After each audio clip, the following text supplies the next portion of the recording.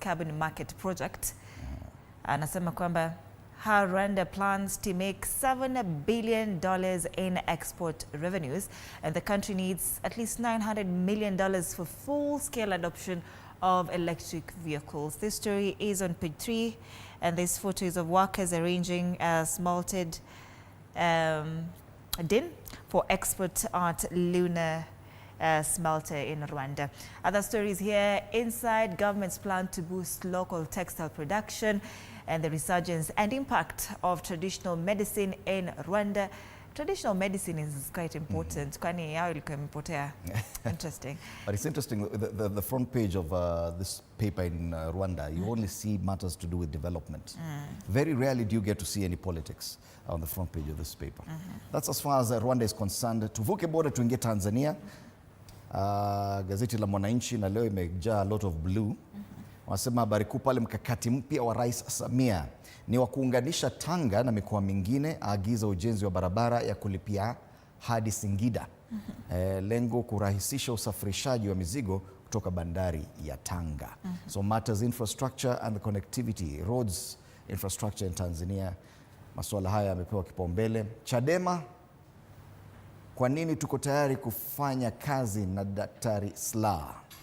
Na kwingineko, sakata la Trump, Zelensky laibua msaada Ukraine.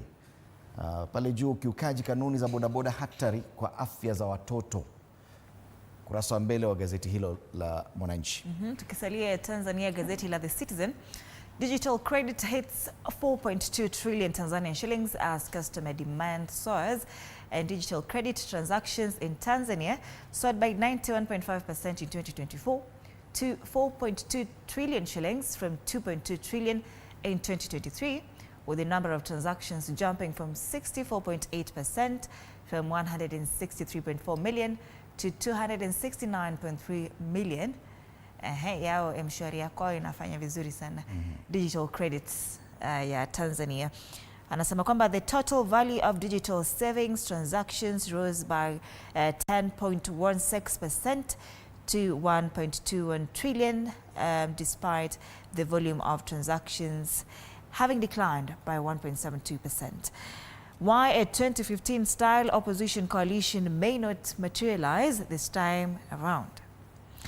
The political landscape has changed significantly since 2015, when Chadema, CUF, NCCR, Mageuzi and NLD came together under the Ukawa banner in an attempt to wrest power from CCM. What happened in 2015? But they were not successful either way. Heavy rains wreak havoc in Kilimanjaro. Amesema kwanza destruction of property zimefanyika huko Kilimanjaro due to heavy rains. As far as Tanzania is concerned, we have one more here. Tuangalie moja ya Uganda. We'll be telling you more about this, but ni kama tuna the Daily Monitor. Director anaweza tusaidia nayo. Ni kama tuna hapa the Daily Monitor. Yes, the new businesses to get a 3-year tax break. Tax exemption. Finance Minister Matia Kasaija says the government seeks to exempt startups from income tax under the Income Tax Amendment Bill of 2025 in a bid to prop up businesses that have often died even before their first anniversary, and that's something positive. Discussion still about Umeme's handover still continue, getting a lot of reports. Umeme's next steps after power handover, and Uganda has a new spy chief. Wanasema Director General of Internal Security Organization Arthur Mugwenyi, na kuna mwingine pale Deputy Director General of Internal Security Organization Tony Kinyara Apesu, the new spy chiefs in town. That's as far as news from the region is concerned. Let's come back home and take a look at the weather, because nasikia kuna mvua sehemu nyingi. Today the president will be in Meru, so let's start from there. He'll be in Meru and Kirinyaga counties, and in Meru it will appear it is a bit cloudy. It is a very cloudy day. Highs of 24 degrees Celsius. We do expect some rainfall there, about 2.5 millimeters of rainfall. So ule handler wa rais amsaidie na mwavuli pale, akitokea hivi akisema mwadhani ya gosho akuwe na umbrella asinyeshewe. That's as far as Meru is concerned. All right. Twende wapi? Twende Mombasa. It's 27 degrees in Mombasa, feels like 31. Cloudy throughout the day. Highs of 31 degrees expected in Mombasa today. Precipitation here is 2.5 millimeters. Mvua kidogo itasikika, lakini it's still warmer in Mombasa. In Garissa, it's 27 degrees Celsius. As we speak, feels like 30. Cloudy day as well. Highs of 36 degrees. So it's cloudy but very hot. And as far as rainfall is concerned, no chance of rain there, but cloudy throughout the day. Wapi kwingine? Nairobi. Back home it's 17 degrees, feels like 17 of course. Highs of 26 degrees expected today, very very cloudy day. Jua itawaka kidogo kutoka saa 1 hadi saa 3. Precipitation here is 2.3 millimeters. Is in showers of blessings. All right. So kuna moja ulikuwa umesema Kilimanjaro, but najua hapa itaanza kuniletea Chinese na staki hiyo maneno. So that's the weather forecast in Kenya today. Let's take a look at the traffic situation in Nairobi, the capital city, and an overview of the map. It says that all is well so far this morning on all the major tributaries towards town. This is the city center. Nothing you can report there. Even Haile Selassie Avenue, areas around Gikomba Market, nothing much happening at this time of day. It is about 9-10 minutes past 6. Pangani interchange is building up slowly. Today, Thika Road haina stress, and I'm going as far back as Kamakis, Ruiru. Kutoka hapo ukipita KU, ukipita Kahawa Sukari, Githurai, Kasarani, hata pale Garden City Mall, it's all green this morning. Meaning that guys using Thika Road leo ni nyue all the way to town. Hata pale ukipita KCA University, Utalii Drift, to Pangani, hakuna shida. Kiambu Road is also looking good. So that's why it's building up on both roads. This bottleneck will be a bit busy this morning. Probably if we get time at 1:30, we can take a look at it. Kangundo Road on the eastern side is green on both sides. And that's interesting because it's rarely that way. Yeah. Hata areas of Fedha na Pipeline ni kama watu wajaamka. Ama tumeanza show mapema leo. Even Jogoo Road is clear. Jogoo Road too, a long stretch of yellow here at Mbotela, but after that it's green all the way into town. Mombasa Road looking good. Southern Bypass is green as always. Mbagathi Way, Langata Road, Ngong Road and Wayaki Way, all looking green. So it looks like an easy traffic today in the city. So yes, probably at 1:30 things are going to change. We'll be telling you that. All right, let's take a look at the quote of the day.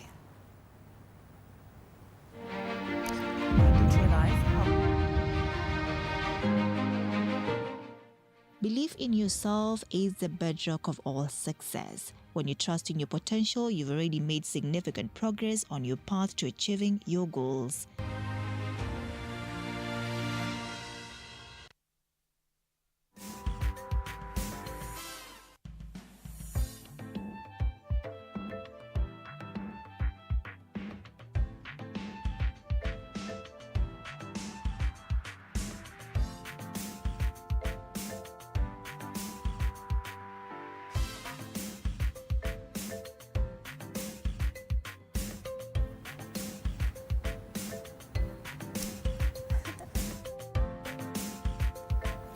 All right, welcome back. The Standard, the lying, lying president. It's a question, by the way, let's be careful. It's not a statement.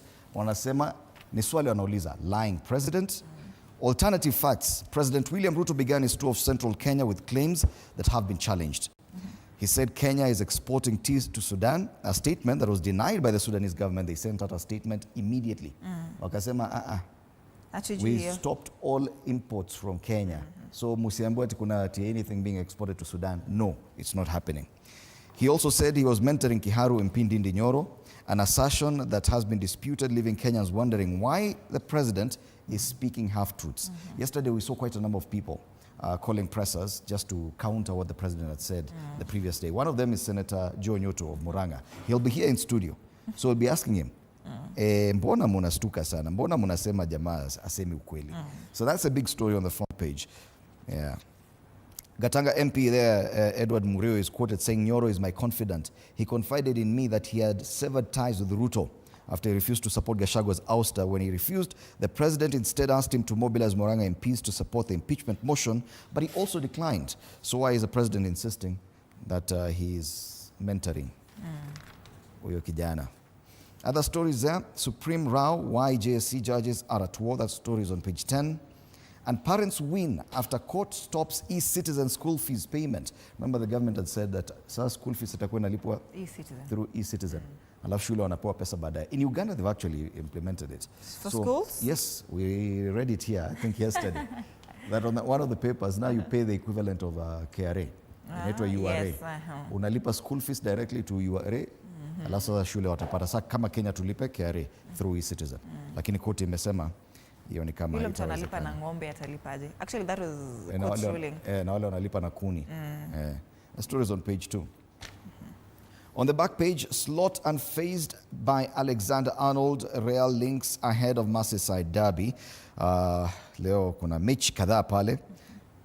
Bournemouth, Ipswich, Brighton, Aston Villa, Man City, Leicester City, Newcastle, Brentford, Southampton, Crystal Palace, and Liverpool versus Everton at 10 p.m. That's going to be EPL leaders. Very interesting matches later tonight. That's the Standard. All right, Taifa Leo, Ruto aanza kukwea mlima. Wenyeji wa Laikipia na Nyeri wajitokeza kwa wingi kumlaki rais. Kinyume na dhana angekumbwa na upinzani. Picha hiyo ndio hii hapa. Anasema Rais William Ruto hapo jana alipokelewa kishujaa katika siku yake ya kwanza kuzuru mlima Kenya baada ya kutimuliwa kwa aliyekuwa naibu wake Rigathi Gachagua, huku akitoa ahadi ya kutekeleza miradi yote ya maendeleo aliyoahidi eneo hilo mwaka 2022. Rais William Ruto aliahidi hapa akisema, mimi si mwenda wazimu, nitahakikisha kwamba everything that I promised I will bring it to life, it will materialize. Yesterday of course. Ziara yake ya kwanza leo ako Meru na ako Kirinyaga. Tutajua. Matters IEBC, Karuan Kalonzo walalamika, wanasema wadai serikali inapanga kudhibiti mchakato wa kuajiri makamishna wapya wa tume hiyo. Sana sana ile ambayo inawasumbua akili sana ni ile ya Joy Mdivo. Anasema kwamba that is basically Ruto. Yeah. Huyo alikuwa IEBC, so no, we do not want whatever is going on. Yeah. Interesting. Majonzi, watu 7 wa familia wakifariki. This is very sad news. Hali ya huzuni baada ya watu 7 wa familia moja kufariki katika ajali ya barabarani, and this was on Sunday. Amepoteza all the kids, the husband. Very sad news. Condolences to the family. And tetemeko na vifo Myanmar vyafika 3,000. Viongozi wasema watu 3,000 wamethibitishwa kufariki, huku wengine 4,521 wakijeruhiwa. On the top strip, koti yazuia karo kupitia e-citizen, na koti yazima agizo la kuwataka wazazi kulipa karo kupitia e-citizen. Aliyefungwa kimakosa atoa masharti. Alifungwa maisha kwa mauaji ya mtalii, lakini akachiliwa baada ya miaka 12. Wow. Naweza kasirika vibaya sana. Hata mimi naweza kasirika. All right, that's Taifa Leo. Tuangazie gazeti la The Star. The Star, they have a white headline against a black background. I don't know why, because this is new. It looks very different. Ruto dares Gachagua. In a stormy tour of Mount Kenya, President dismisses threats to making Mawantam president as he doubles down on his development agenda. You know, and this is a question we were asking yesterday. Yes, he's going there for development, but there's a high risk that he might just turn this whole tour into a discussion about his former deputy. Yeah. And that photo that has also been used on the front page of Taifa Leo, of the president, typical fashion, on top of his car, meeting the people in Nanyuki yesterday. He also laid a foundation stone for the construction of 10 classrooms in Nanyuki DEB Primary and Junior Secondary in Laikipia. Other stories, lawmaker proposes bill for metered billing of internet use to stop exploitation. This is interesting. Vile tu uko na mita ya stima, hata hiyo internet wekewe mita ndio ujue imebaki ngapi. Wewe wacha. Wacha kabisa. No, anasema hiyo ndio hautalipa kitu hujatumia. Huyo mtu akome kabisa. Stories on page 7. And matters smart farming, how conservation agriculture helps fight climate change. Yes. Pale juu hiyo masuala ya IEBC, row looms over IEBC chiefs after claims of impartiality. That's a big discussion there on the front page of the Star.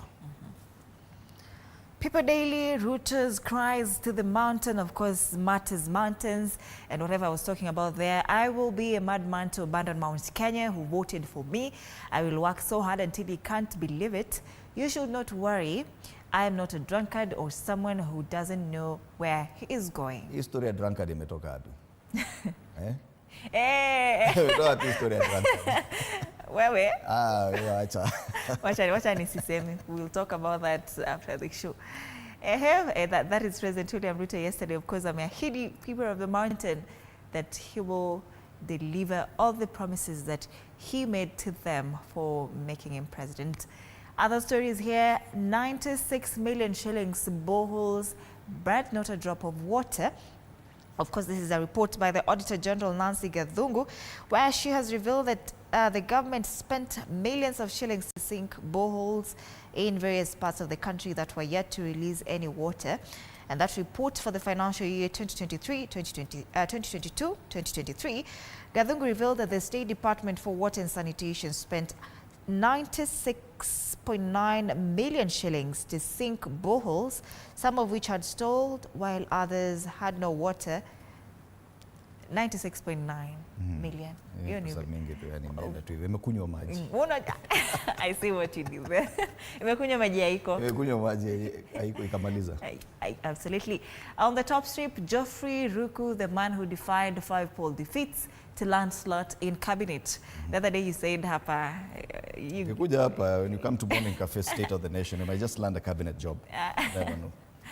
All right, stand up, speak out, and stop selfish efforts to grab City Park. And that story is on page 15. This newspaper, wako environment champions. So that's why they call it a green paper. Yes. And students stranded in UK after gambling 2.8 million shillings. Vijana tafadhali. Vijana baru. That story is on page 5. People should read and learn. Yes. People Daily. To move on to the Daily Nation, and on the Daily Nation they talk about the politics of handcheques. Auction house. President William Ruto's claim of a 10 billion shilling demand by his former deputy Rigathi Gachagua in exchange for political support has exposed the transactional nature of the country's politics, where elected leaders are willing to dish out billions of taxpayers' cash to buy loyalty. This flagrant bribery happens in the run-up to presidential contests. Inasemekanaga ati you buy out some of the candidates. Alafu naambia step down. Ambia sasa step down, what am I getting? Nasema figure kama hizi 10 billion, 5 billion is what people talk about. This flagrant bribery happens in the run-up to presidential contests, during coalition building, and in sealing ceasefire deals. Ceasefire, unajua was na include nani? Sana kwa inchi. Ceasefire. And Kenya's top politicians have been accused of being complicit. Stories on pages 4 and 5. But I tend to agree. Shame. MPs have on many occasions been accused of being on the executive stake. Kwa hivyo hata ni kama wana receive. Of course. Wananunuliwa tu. And they're not even hiding.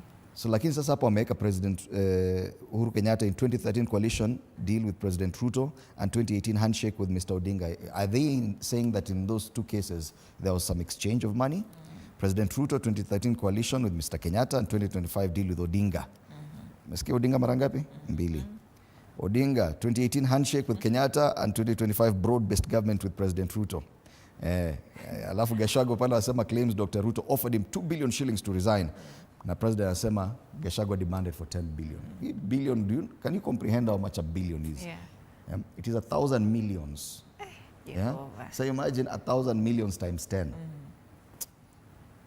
That story you talked about, this tragic story about a road accident, where this lady says, I've been left without a single child, pain and agony of widow after horror road accident. A mother burying her 3 sons and 3 grandchildren.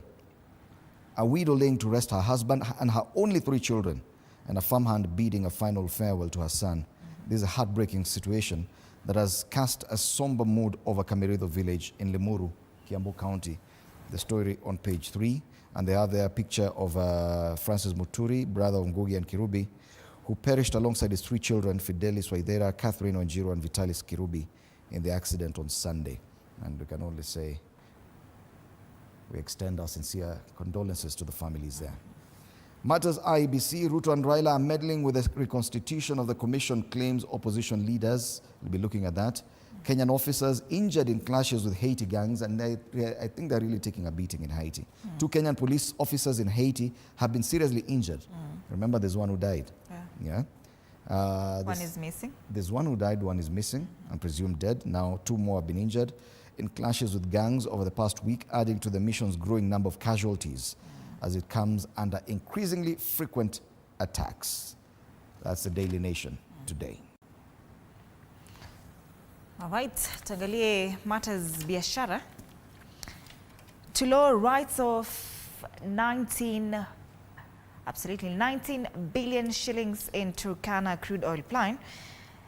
And British oil explorer Tullow Oil has written off a further 18.8 billion shillings from its Kenyan assets, signaling deepening pessimism of the company over its prospects of advancing the Turkana oil project to commercialize exploitation. Now, the impairments reflect uncertainty about the company receiving and finalizing an acceptable offer from a strategic investor, obtaining financing for the project, and getting the government to deliver on the required infrastructure and physical terms to make the project viable. Now, Tullow mainly attributed the latest write-off to a delay in getting approval from the government for its field development plan. This story is on page 2. We see a photo there of visitors conducting a tour of the oil rig at Ngamia, one in Turkana County. This is April of 2012. Interesting. FarmLink's move to delay in field development plan approval and uncertainty deepens over commercial exploitation. The stories here, holders of multiple bank accounts to get full compensation. Holders of multiple bank accounts to get full compensation. Sasa wanasema kwamba owners of multiple accounts in a collapsed bank will get full compensation of up to 500,000 shillings for each account if proposed changes to the law are adopted. Now, presently, compensation is based on individuals and not accounts held, meaning that savers with multiple accounts that hold more than 500,000 shillings don't get full compensation. The Treasury has proposed to scrap a clause in the Kenya Deposit Insurance Corporation Act that provides that depositors can only receive a maximum of that amount despite holding multiple accounts in a collapsed bank. So this means an individual with 10 accounts each holding 400,000 shillings will be eligible to receive full compensation of 4 million up from the current 500,000 shillings. Interesting. Kuwa na multiple bank accounts. At least if you collapse you have compensation. All right. On the ticket, Kenyan households pay highest power prices in the region. We have the most expensive electricity. Hiyo acha tupumue kwanza. KPC cash reserves dip 44% on penalty, and small farms beat blue chips in share price growth at NEC. That's the Business Daily. Right. Let's now take a look at what people are talking about in as far as the cartoons are concerned. But just a reminder, I'll be having the 3 senators, Joe Nyoto, Tabitha Mutinda, and Danson Mungatana in studio starting at 6:30 this morning. Right, twende kwenye cartoons sasa, and we start off with the one on the Daily Nation. You must be tamed. Who is this? Huyu ni a caricature of Kipchumba Murkomen. Yule jamaa wa interior. Yes. Amejifunga na makable za stima. Akiambia majenzi. Yeye amejitrap. Jensi ni socket, naambia we must be tamed. Atapiga ata shot. Unajua vile these are naked wires. Anacheza na stima. By the way, anakani kama anacheza na stima hapa. According to this cartoon. Unacheza na wires za stima, nyaya za stima. Unaweka kwa socket. Yaani Jensi ni stima. June 2024 inafaa kwa imetufunza that. Jensi ni stima. All right, that's a cartoon on the Daily Nation. The Star. The president rolls off his tour of the mountain. We see caricatures there of former DP Rigathi Gachagua and of course former public service CS Justin Muturi. Lakini nani anataka kuroll? Ameroll yeye mwenyewe your red carpet, which is his tongue. So he's rolling his own red carpet, which is his own tongue, according to this cartoon. So ni yeye mwenyewe amejipeleka huko na maswala yeye mwenyewe anaongea. His own agenda. That's a cartoon on the Star. The People Daily cartoon pale, this is very regional.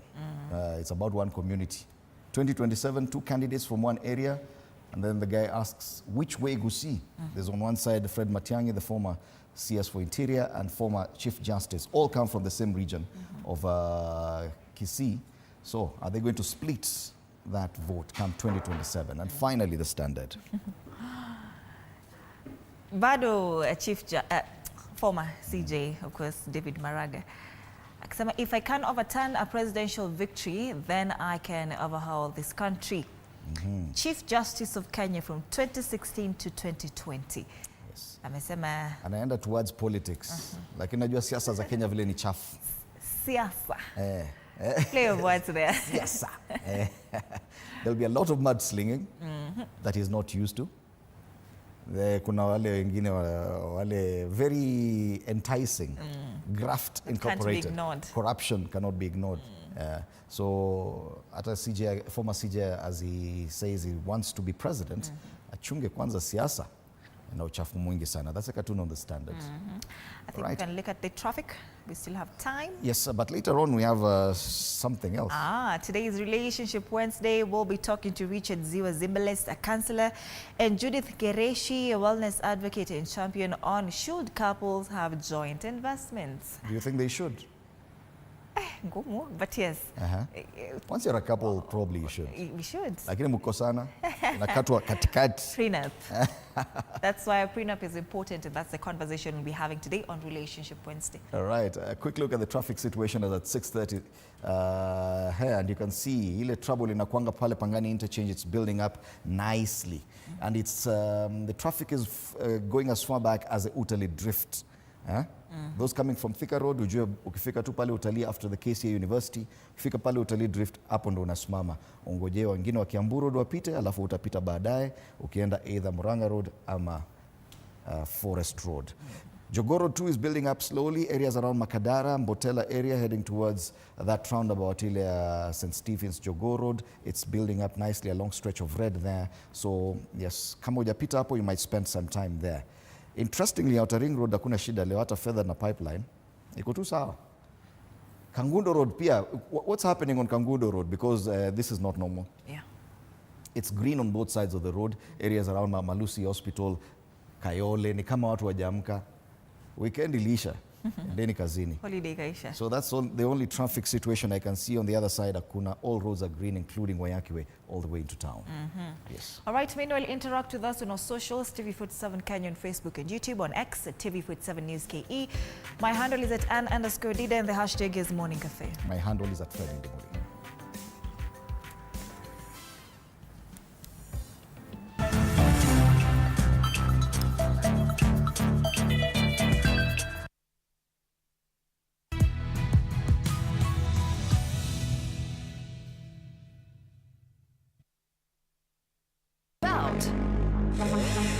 Winning, fighting, scoring. We say they're about never giving up. The most exciting sports stories about people, their passions, and their drive. Sports Life.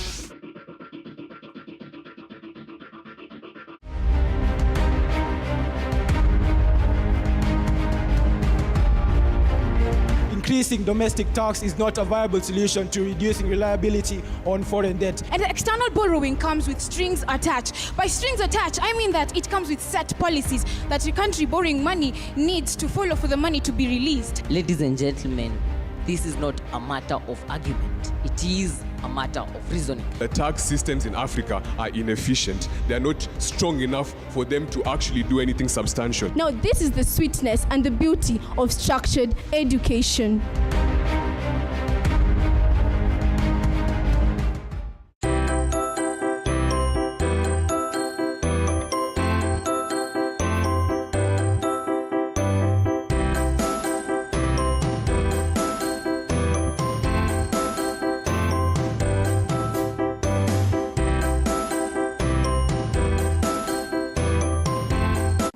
Ni kiongozi mwenye hadhi. Anafahamika zaidi katika masuala ya siasa. Why did you decide to have all this? Did you feel insecure? Yes, I hung the only pair of trousers I had at night. And then I hid at the corner, all right? And this guy comes, he fell into my trap. Zaidi, akifahamika katika umahiri wake kwa mambo ya diplomasia. Did you ever consider quitting politics? With a wife who has been unwell, it has occurred to me severally. I could just quit and look after my wife. But I know Pauline will not agree. Alhamisi hii katika Mfahamu Kiongozi nitakuwa nikikujuza story na historia yake kinara wa Wiper Dr. Stephen Kalonzo Musyoka.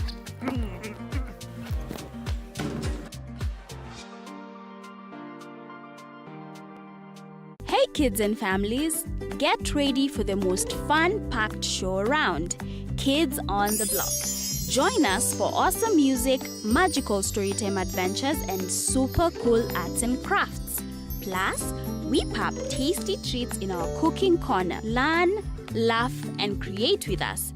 Kids on the Block, where every day is a brand new adventure. Don't miss it.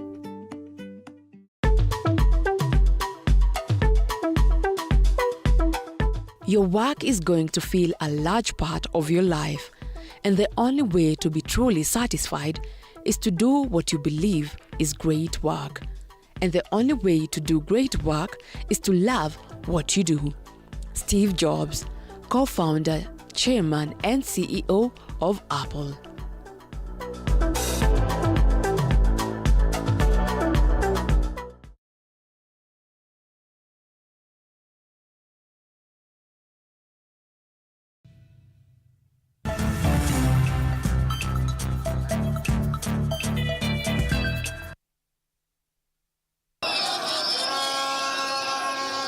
President William Ruto returned to the Mount Kenya region, defying critics' predictions of a hostile reception in the populous region, where he is locked in a supremacy battle between him and his former DP Rigathi Gachagua.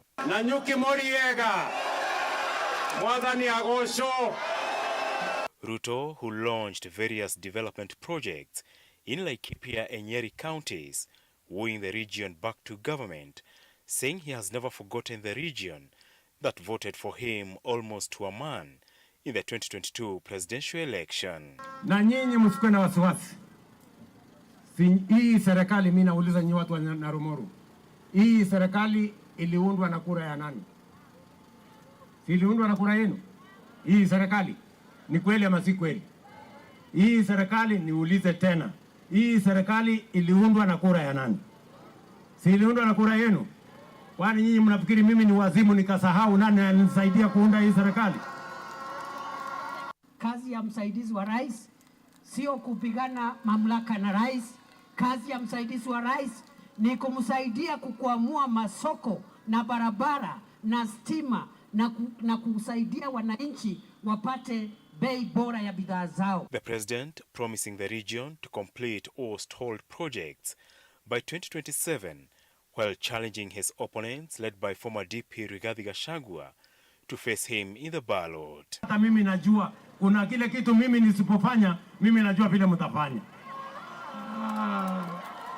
Mimi mnanielewa? Kwa hivyo hiyo kazi mmenipatia, mtafanya na bidii, mtashangaa. Nyeri Governor Mutahi Kahiga, an ally of former DP Rigathi Gachagua, in a surprise move, praising the president during the tour.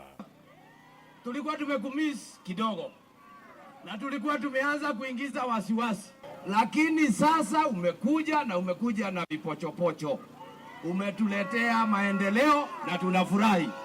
With no hostility witnessed or shown against the president on day one of his tour, Ruto's allies slammed Gachagua for his unsuccessful attempt to turn the tables against the president during his 5-day tour. Na mwaka inabaki 2.5. Mimi niko na hakika mtihani yako tutaifanya miaka 2.5 ikiisha.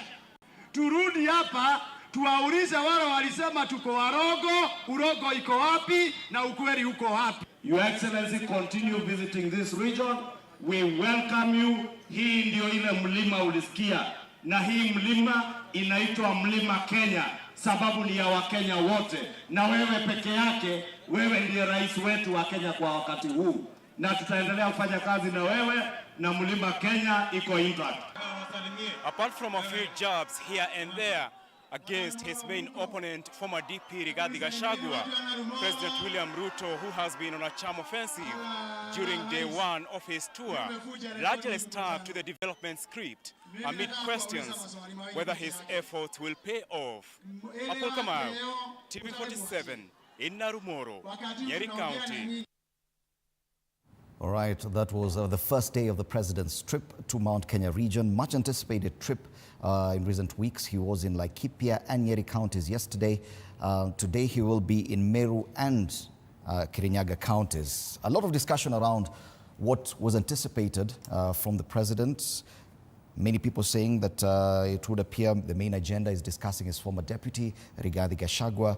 Most of the headlines today simply talking about the trip. Ruto dares Gachagua on the front page of the Star, lying president on the front page of the Standard. We'll come back to that later. And of course, on the People Daily and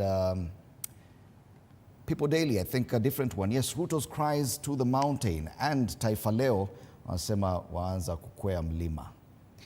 Ruto aanza kukwea mlima. This morning we're very privileged to have senators in studio. Senator Tabitha Mutinda, who was a nominated senator, and Danson Mungatana, Senator Tana River County. Good morning, karibuni sana. We are hoping one more senator will be joining us so that we make it a complete conversation. But many people are feeling that we've been making much ado about nothing. That there seems to be an over-obsession around this Mlima debate. Senator Mutinda, let's start with you. Do you feel that there's too much attention on one region of this country, not just by the president, but the entire political class? Thanks for having us this great day, this morning. And yes, there's a bigger conversation when it comes to the issue of the mountain. Of course, coming from a perspective that they are the majority, they've been the majority. And they've also played a very big role as far as the formation of the Kenya Kwanza government is concerned. And the recent happenings last year in terms of the impeachment process for the deputy president, of course, then it has generated a bigger conversation from what happened, what transpired, why did we have to get to where we are, why is it our son, and things like that. But you know, we have to differentiate the politics and also development, because constitutionally, the government should serve the people of Kenya, the people of the nation, the country at large. And despite the happenings in terms of what happened, like in the impeachment that took place, that does not mean, and will never mean, that then this person, because this leader comes from this particular region, or this leader is affiliated to this particular region, then their regions should not get development. That's not the case. And because there's been so many questions around, like the people of the mountain feeling sidelined, feeling left aside, feeling that nothing is being done. So of course, well, the government, because it's listening, it's getting these feedbacks, it's noting some of these issues, then they plan. And that's why we have the President of the Republic in the mountain, so as to have a conversation with the people. And he started very well, he said, you know, how can I ever forget that they are the people who put me in this office? How can I forget that? I can't forget that. And that's why I think it came out the other day and made it clear that this is politics, we set politics aside, and we focus on development. Because the issue that Kenyans are more concerned is the economic issue. And it affects all of us cutting across. So that is where the bigger conversation, the concentration is, and that is why as we speak today, is in that particular region, to be able to make it clear, to be able to bring it out where challenges have been, and how also to finish up the projects that have been underway, the projects that also will be planned, because the focus of the president, because we've had conversation, is can we first prioritize the projects that have been ongoing? We finish up on those particular projects. Yes, but the concern now is what this whole picture, how it plays out to the general public, Bwana Mugatana, because the president was in the Coast region a few months ago, and he came to your constituency or county for that matter. But are we saying that the only time any region can receive development is when the president comes there? That if at all the president stays away from your region, then there are serious concerns that you might not get development? Is that what this, if at all we are going to paint this tour as a purely development tour? Good morning again. Fred, the fact of the matter is that even before the president went there, a number of high-ranking officials, including cabinet secretaries, permanent secretaries, and other government functionaries at a high level, visited various spots where national government projects were already taking place. So it is not true that it is when the president goes there that, or to any region for that matter, that the development occurs. This development has been going on. It's just that he's probably coming to launch the project, or maybe in some places to commission the projects which are already there. But for me, I would want us to discuss the politics of this, because what is happening here is not something that hasn't happened before. And I keep telling people, history is a very important subject because it teaches us where we came from and where we need to go. Now, I want Kenyans listening to me to remember that many years ago, and to be precise, October 25th October 1969, the president then, Jomo Kenyatta, visited Kisumu. And when he visited Kisumu, he was going to open what was called the Russian Hospital, which is currently known as Jaramogi Oginga Odinga Teaching and Referral Hospital. And when the president went there, there had been some difficult relationships between him and the vice president, then Jaramogi Oginga Odinga.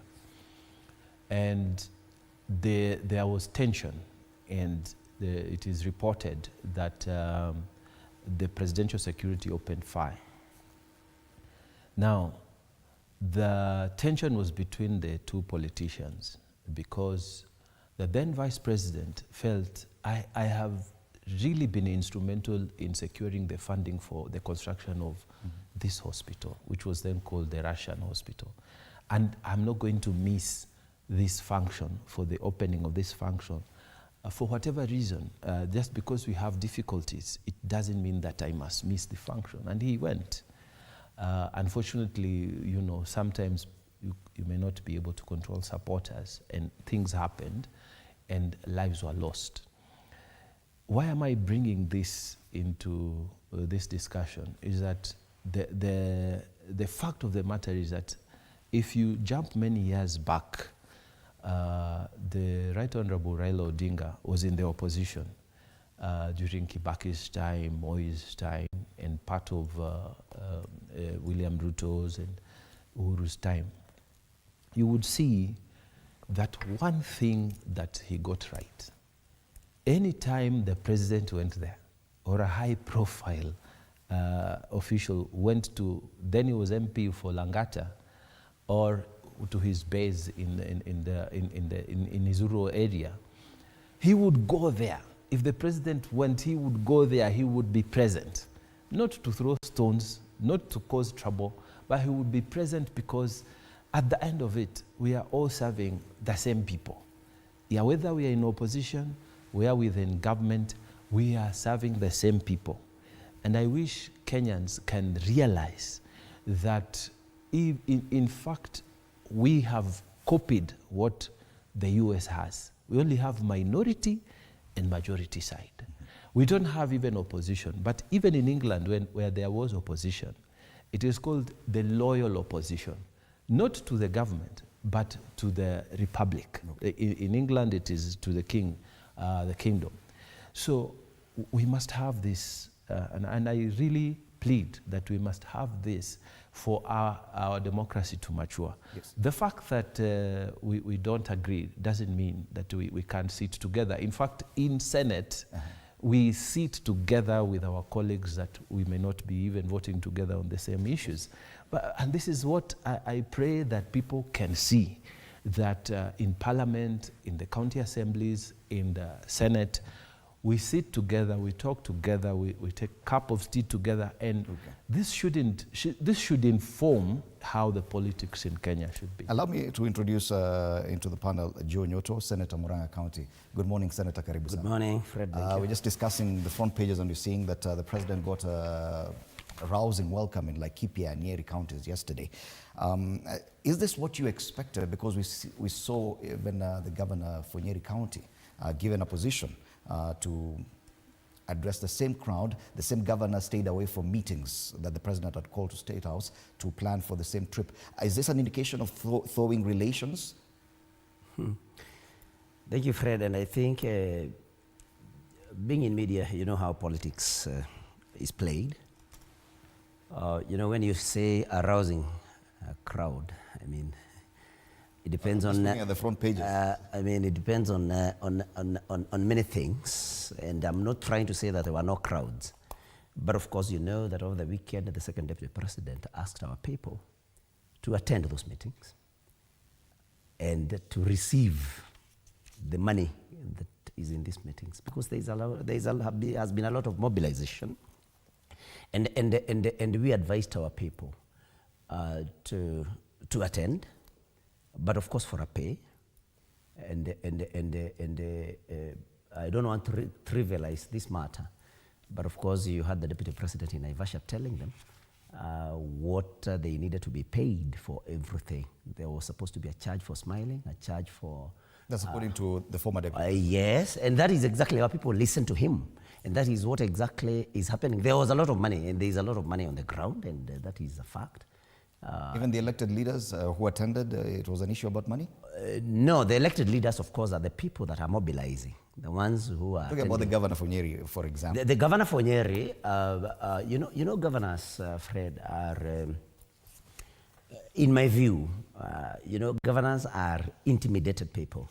Governors are, you know, governors cannot be able to play politics per se, especially at the national level. And why? Because this is an impeachable position.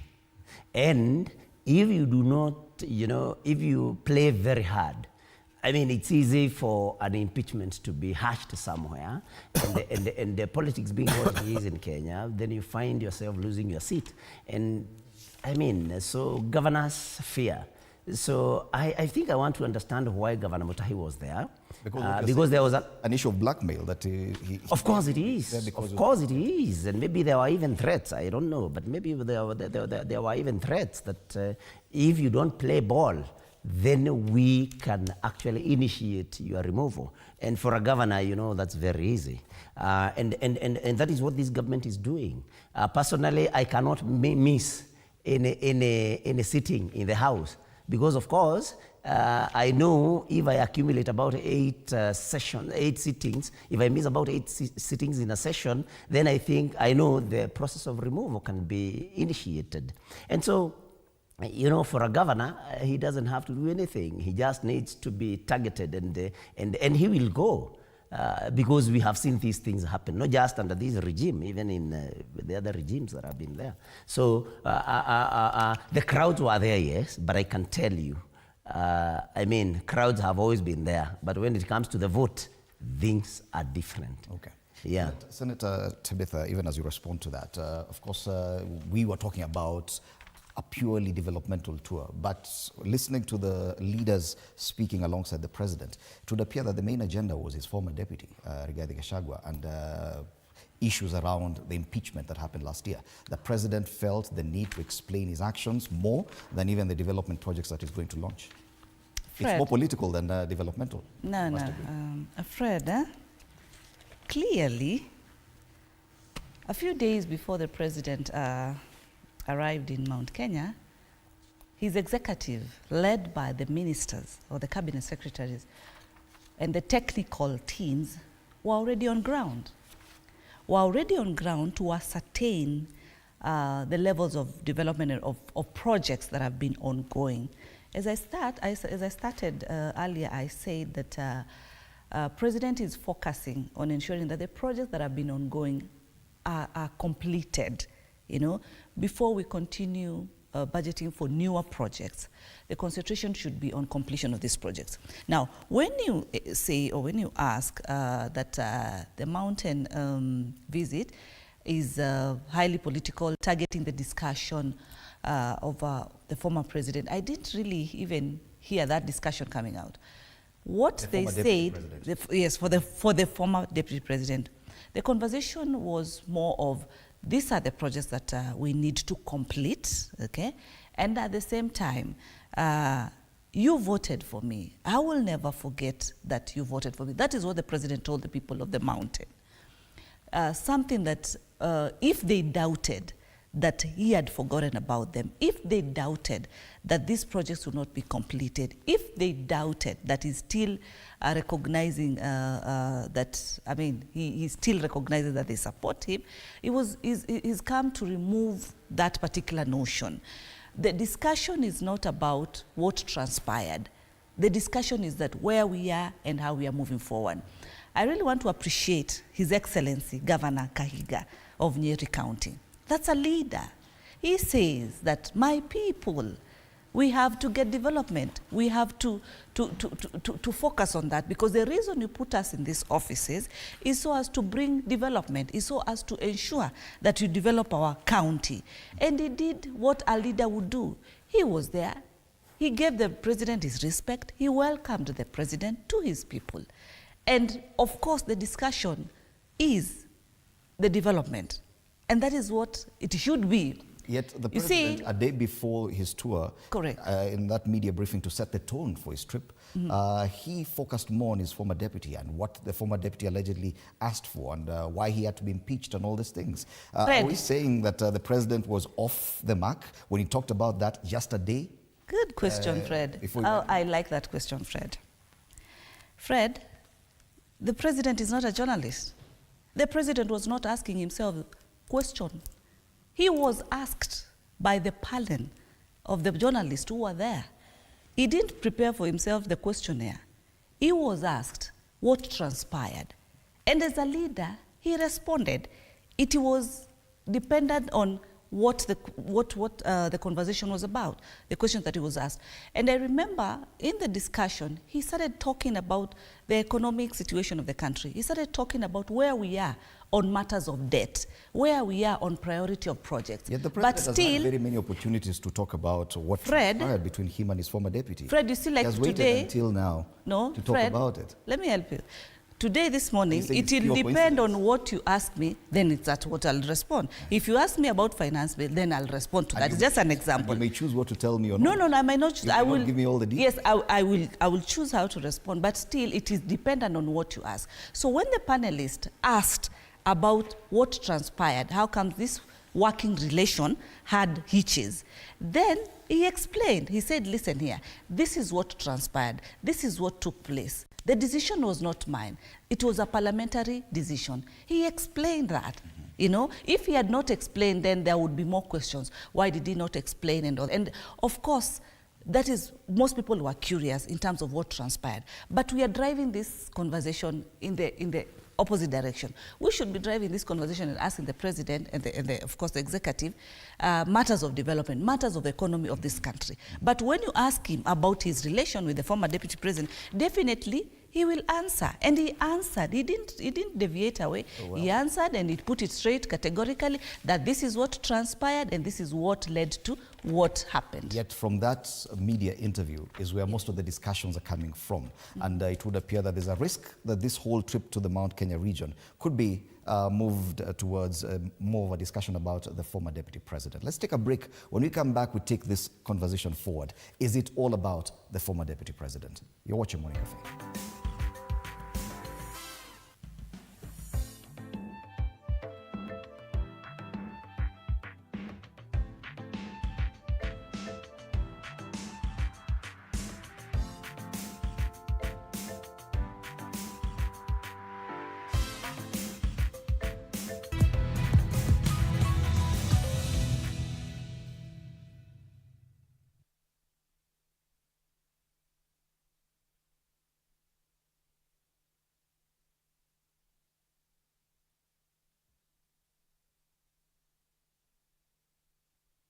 T7 inavuma ndani na nje ya nchi.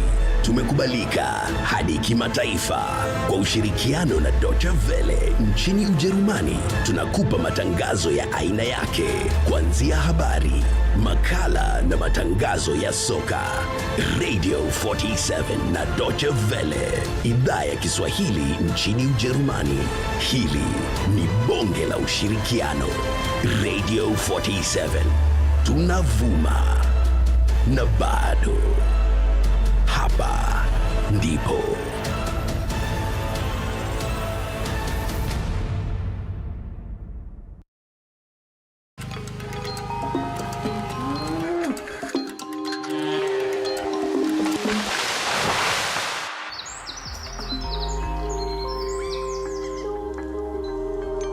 Our world is changing every day, and so should we, for the better. Each week, we tackle the big why, the question that should be on everyone's minds.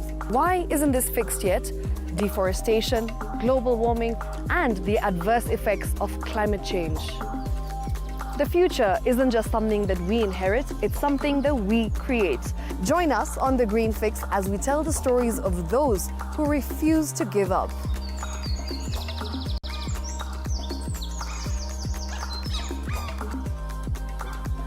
When it comes to fixing the planet, there is no time to waste. Join me, Shiksha Arora, on Thursdays at 9 p.m. on The Green Fix as we look into the big why, you and I.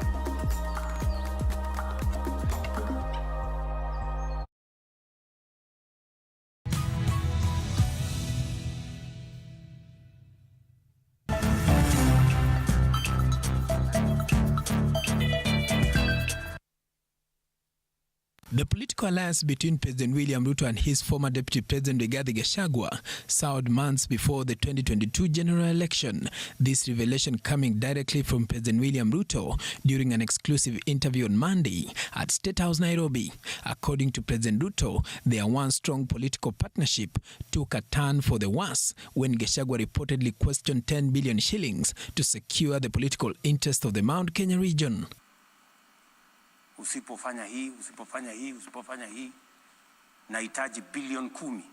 Wewe unajua bilioni 10, Bwana Waweru? Bilioni 10 ndio niende niongee na watu ya Mlimani. In defense of Gachagua, his allies, including Senator Joe Nyutu, quickly dismissed the president's claims, calling them false and alleging that the figure mentioned was fabricated. Then it tells you it is not true. But you know, we have it on Jeff Koinange interview, sometimes in 2022, some 14 days, some 12 days to the elections. He said, there is an interview with Raphael Tuju, who said that William Ruto had demanded money in order for him to support Uhuru Kenyatta then. Senator Nyutu went further, claiming that Ruto's current actions seemed aimed at weakening powerful leaders from Mount Kenya region in a bid to gain political mileage ahead of the 2027 general elections. In response, Gachagua took to his X account to angrily respond to Ruto's comments, the former second-in-command suggesting that the president might be suffering from a serious illness, one that could potentially pose a grave existential threat to the nation. Majority Leader Kimani Ichung'wah also weighed in on the debate, sharply criticizing the former deputy president for spreading falsehoods. Ichung'wa accusing Gachagua of believing in his own lies and expecting others to do the same. The president's exclusive interview with community radio stations from the Mount Kenya region was part of his broader strategy to communicate directly with the people ahead of his 5-day development tour of the region. As the pressure mounts, Ruto's focus remains on quelling regional tensions and rallying voter support in the critical years leading up to the next polls. Paul Kerobi, TV47, Nairobi. That interview the president granted media houses was conducted at the Sagana State Lodge just a day, only hours to this trip. Senator, you must agree that some of the statements the president made there during the interview were not coerced. He was at liberty not to divulge any details. By him talking about this to that extent of detail, he knew that he was setting the tone for the discussion during his trip to the Mount Kenya region. Are we wrong in saying that probably that was the agenda and the president is aware? He's not doing this by accident. He's aware that this is what he wanted to talk about. Okay, first of all, political people and political leaders are different. Some are confrontational. Some are, they avoid any form of confrontation. Others just ignore. I would imagine if it was President Kibaki, all this would just be, just air. But some people give you what you give him, they give you back. And I think President Ruto is one of those, that if you give him, he'll give you back. Because remember, throughout, since the impeachment, the former vice president has been on an attack mode, and the president has not really been returning any fire. So I think at some point he felt his side of the story has to be given as well. And this is the right opportunity. And because a lot of people are waiting for him to say something on that, and if you saw the journalists, this is what they were pushing him to respond to. But on the whole, I wanted to again tell the Kenyans listening to me that Gachagua this, President Ruto this, who said that, who did that, those things happened between two people. And we cannot for sure know exactly what the problem was. And you will remember that even during the time of President Uhuru and President Ruto, again, there were tensions. In fact, so serious the tensions were that President Uhuru decided to support another candidate. But again, we never quite, you could never quite get to know exactly what transpired because it was between the two of them.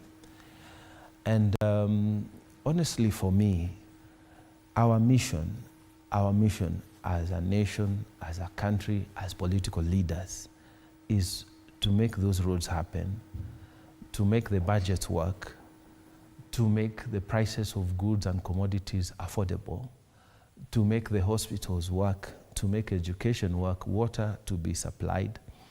And all these other issues are, are by the way. But especially, Senator, that the president does set the tone for any kind of discussion, even political. True, but they are also a by the way, because the real issue here, have the roads been done?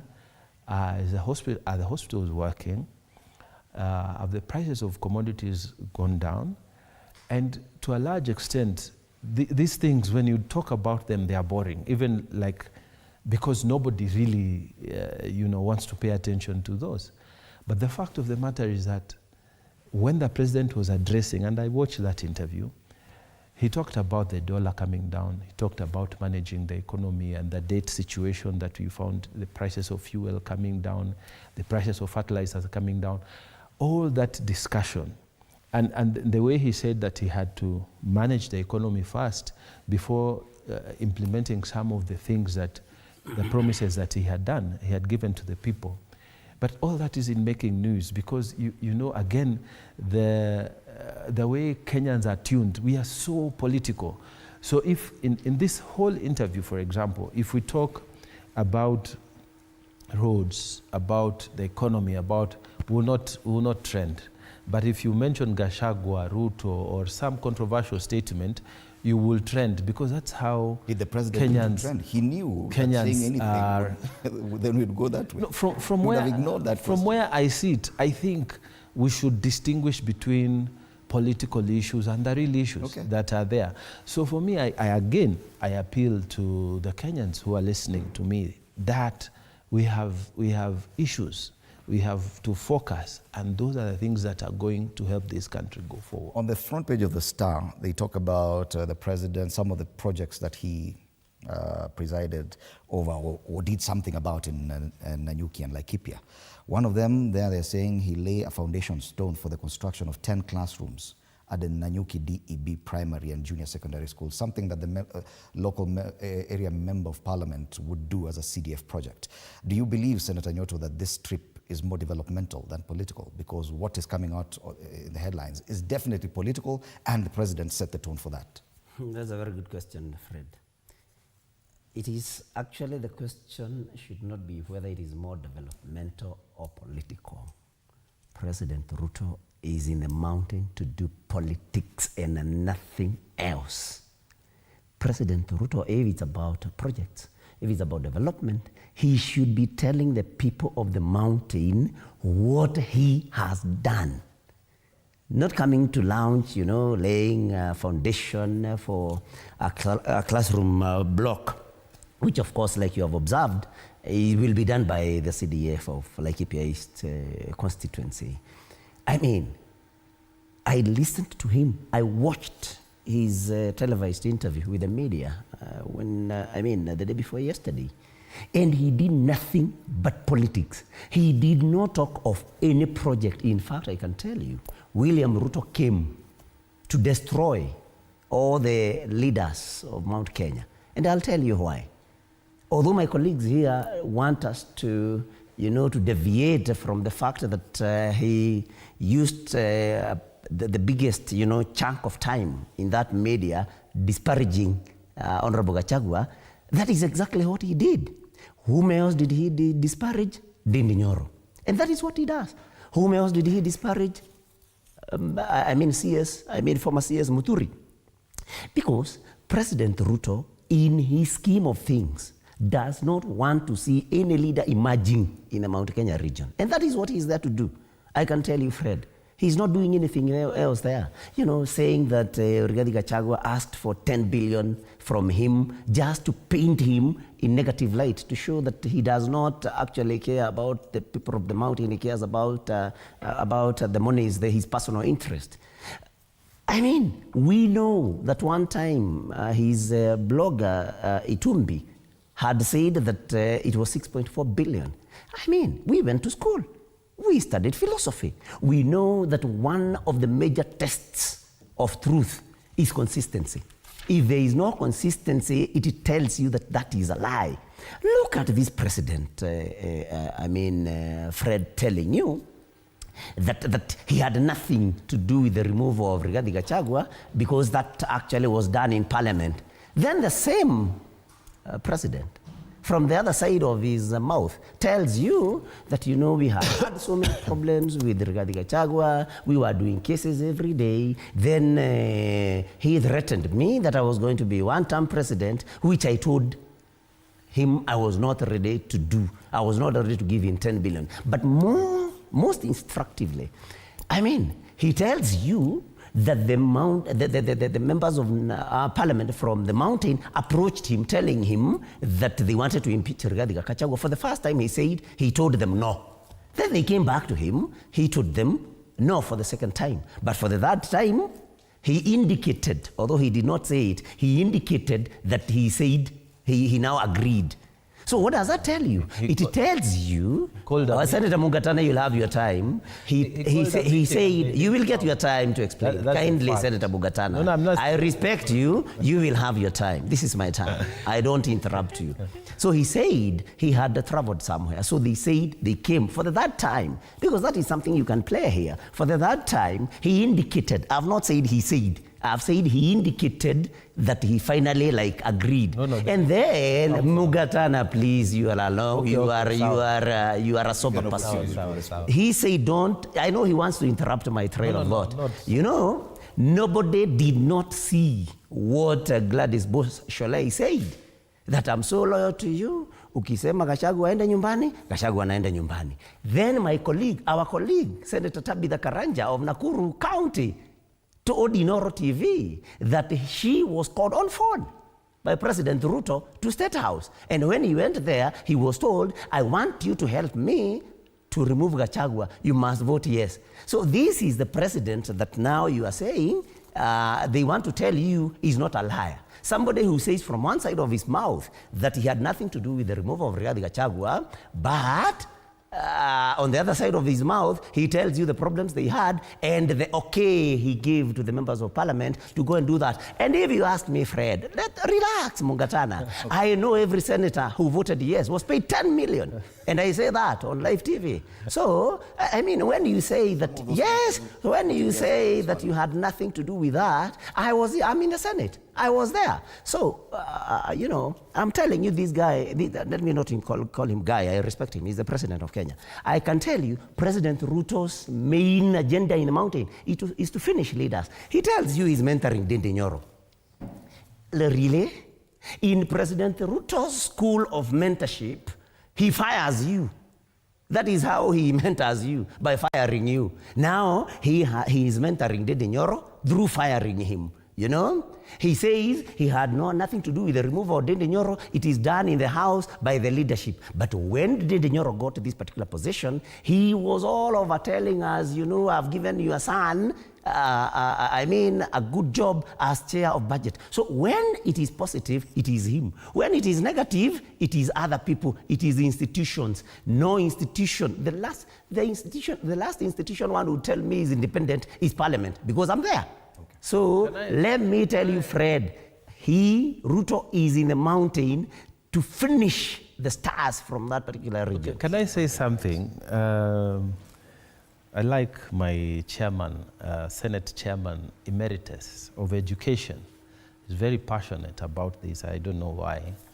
But let me just say this. I listened to that interview. And like he said, the first time the MPs approached the president, that was his narrative, that they approached him first, second, and the third time, and in both two occasions, the president said, no, we will not impeach him. In the third occasion, he called them to try and stop them, but they didn't turn up. That's what we had. So I think we just need to correct that, although it's on TV, everybody saw what he said. But this is what I want to say. How did I vote and what was it informed with? I voted against Gachagua. And even before then, I had issues with what he was doing. Why? He started this story of one man, one vote, and I was very offended because my county, we have a very large landmass and few population, few people. So we automatically, one man, one vote would disadvantage us. And I remember I held a press conference and told the former vice president that, please, you are the vice president for the republic. You cannot speak that you are a champion. Can you get somebody else to be talking that? Maybe a colleague like Honorable Ruto or other colleagues. Those ones can talk because they are representing certain regions that maybe have, but you are for all of us. In fact, I remember very well saying, if you go that direction, then the constitution should be amended so that we have a vice president or a deputy president for regions.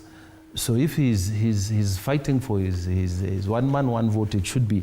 And then remember, Fred, that debate got a lot of traction from the areas that are in the northern and coast and the northern part of the country. And then the deputy president retreated on that. He stopped talking about that. Then he came up with this idea that he will fight for the mountain. Again, I took issue with that. And I remember even I filed a censure motion. So this is not about... and Fred had nothing to do with impeachment. It was purely a parliamentary. Fred, let me tell you, even that day, because I know the Senate cannot originate a motion of impeachment, but the Senate can originate a motion of censure. So I did what I needed to do as a senator for Tana River. When this man became too much, I did what I had to do. Then the people who were originating the impeachment motion said, Mungatana, if our impeachment motion comes before the floor before yours, ours will proceed. If yours comes before the floor before ours, then yours will proceed. But what was I saying? I was saying there's a problem. Okay. There's a problem here. And then Kenyans should not forget that some of us, we really felt offended by a person who is holding a position for the nation and is championing regional interest. I want to take this conversation back to what Senator Nyoto had said, and considering the front page of the Standard today. It's a very serious headline. It is a question, it is not a statement, and they ask, lying president. This president has been accused of saying things that probably are inaccurate or half-truths or not true at all. And on the front page of this paper, they talk about his claim that Kenya is still exporting tea to Sudan, which was refuted immediately by the Sudanese embassy in Nairobi, saying no, there is actually a ban on Kenyan imports into Sudan. So we are not exporting anything. The president should know that. The other statement about him mentoring Ndindi Nyoro, and only coming weeks after the same person was removed from the chair of budget committee. And we know how this politics works. Senator Mutinda, is this question valid? That the president, whatever he says, we are not certain we can take his word? Fred, the headline is from which media? Because what we see every day from the Standard is this kind of headline. A lot of negativity, because you've given actually us also the Daily Nation, which definitely does not bring out the headlines that we've seen Standard bringing. So first of all, I'm not surprised, because they've really, every day in their headlines is about negating the government. Every day. Yet they've laid the facts there. On the issue of exporting to Sudan. The same, that is grossly inaccurate. Yes, I'm coming there. And even Nation and other newspapers, and I think I saw them on the screen, we don't have this kind of headlines the way we see on Standard. But now narrowing it to the discussion in terms of the issue of the export and the issue of my brother Ndindi Nyoro. Yes, there have been concerns as far as the issue of the tea is concerned, and this has been brought about, of course, what we saw a few weeks ago on the, it's called RSF that came to hold a meeting in Nairobi, and then this now, this came about, But as far as this is concerned, these discussions are still underway. We look forward that this export will still continue, because that is what the president is still focusing on. The other day, there were issues between the president and the vice president, where the president arrested the vice president, Sudan. So, and this, and the president himself sent the former Prime Minister, Raila Amolo Odinga, to be able to steer and see how he can bring peace and all that. So the issue of tea export are issues that even if today that export has been halted, we are confident that that discussion or that opening will Yet our relationship with Sudan is currently in tatters. South Sudan is different, but in Sudan, because of that signing of a charter to form an alternative government, we're not in good relations with them. How can the president confidently say that we are still exporting tea to Sudan when we know that we are because not in good terms with we them? will still export. We are confident that we'll Then get the statement should be, we are hoping that we will go back to that. There's not, what is important is that the goal will be achieved for the export. Allow me to talk about Didi Nyoro. Okay. I think you asked that, yes, and yes. it's also in the same headline. Yes. And you know, I get surprised when the president talks about mentoring the young people, and the category that I very well fit, and I'm also one of the mentors that is still mentoring me. We've seen Didi Nyoro grow. We've seen how, you know, where he's come from to where he's been a chair of the budget committee. And all of us, just a few weeks ago, actually last month, all of us, we changed committees. We changed positions of the committees. And how does that process take place? It takes place by our own colleagues voting for us. You rise up. Didi Nyoro, there was a good question. And I've earlier said on this particular show that Didi has been very competent. He has worked very well. He's a young, intelligent a leader. I've worked closely with him because I also serve in the Finance and Budget Committee in Senate. I'm the Vice Chair, and I've worked closely with him, especially on mediation or any sessions we would have that are combined. So when the term ended, there was room for anybody who was willing to hold the same position to forge his interest. And when he did not forge his interest, there's nobody to blame. It's as simple as that. But you see, what is important and what needs to be appreciated is the mentoring factor. If he's still being mentored, actually it's positive. Because the president did not negate Didi Nyoro, and I don't see why we should drive this conversation in a negative manner. All right, even ignoring the standards, but the standard, we have to be fair to them, they simply ask the question, is he lying? Is he a lying president? This is not the first time President William Ruto has been accused of making statements that turn out not to be true. And when he was in Isiolo, in his tour of the northeastern region, there was a ruckus in Isiolo town where every statement he made, it was met with chants of uongo. That is not the standard. Those are people who feel that sometimes the president makes statements that end up not being true. The standard is simply asking the question. And on this issue about Sudan, the president was grossly inaccurate. Is this a valid question? Isn't it a valid question? Fred, can I say something? As the head of delegation of the Pan-African Parliament, that is the African Parliament, all Africans state, they have a parliament where we meet in Johannesburg. I am one person who has seen, and I would say again and again, that we must do everything we can to make sure that our neighbors, our immediate neighbors, are friendly to us. Because the nature of our boundaries were not created by ourselves. We just interact so much that it is not possible to even, say these are Ugandans here, I was in Arusha last week, and I can tell you the Maasais of Tanzania and Kenya, they speak the same language. The Merus and the Merus of this side, the Consular General there, the acting one, because the new one is just about to report, was telling us the life is so intertwined between this Kenyan border that you cannot even understand that these are actually Tanzanians, these are Kenyans. So it's always unfortunate when there are tensions. And my prayer and hope is that the relationship between Khartoum and Nairobi will normalize. Now, to answer your questions, let me say this. About a week ago, I was reading the story, not a politician, but a trader, and I think he was the chairman of the Tea Brokers Association, because the tea that goes to Sudan, it has to be auctioned in Mombasa.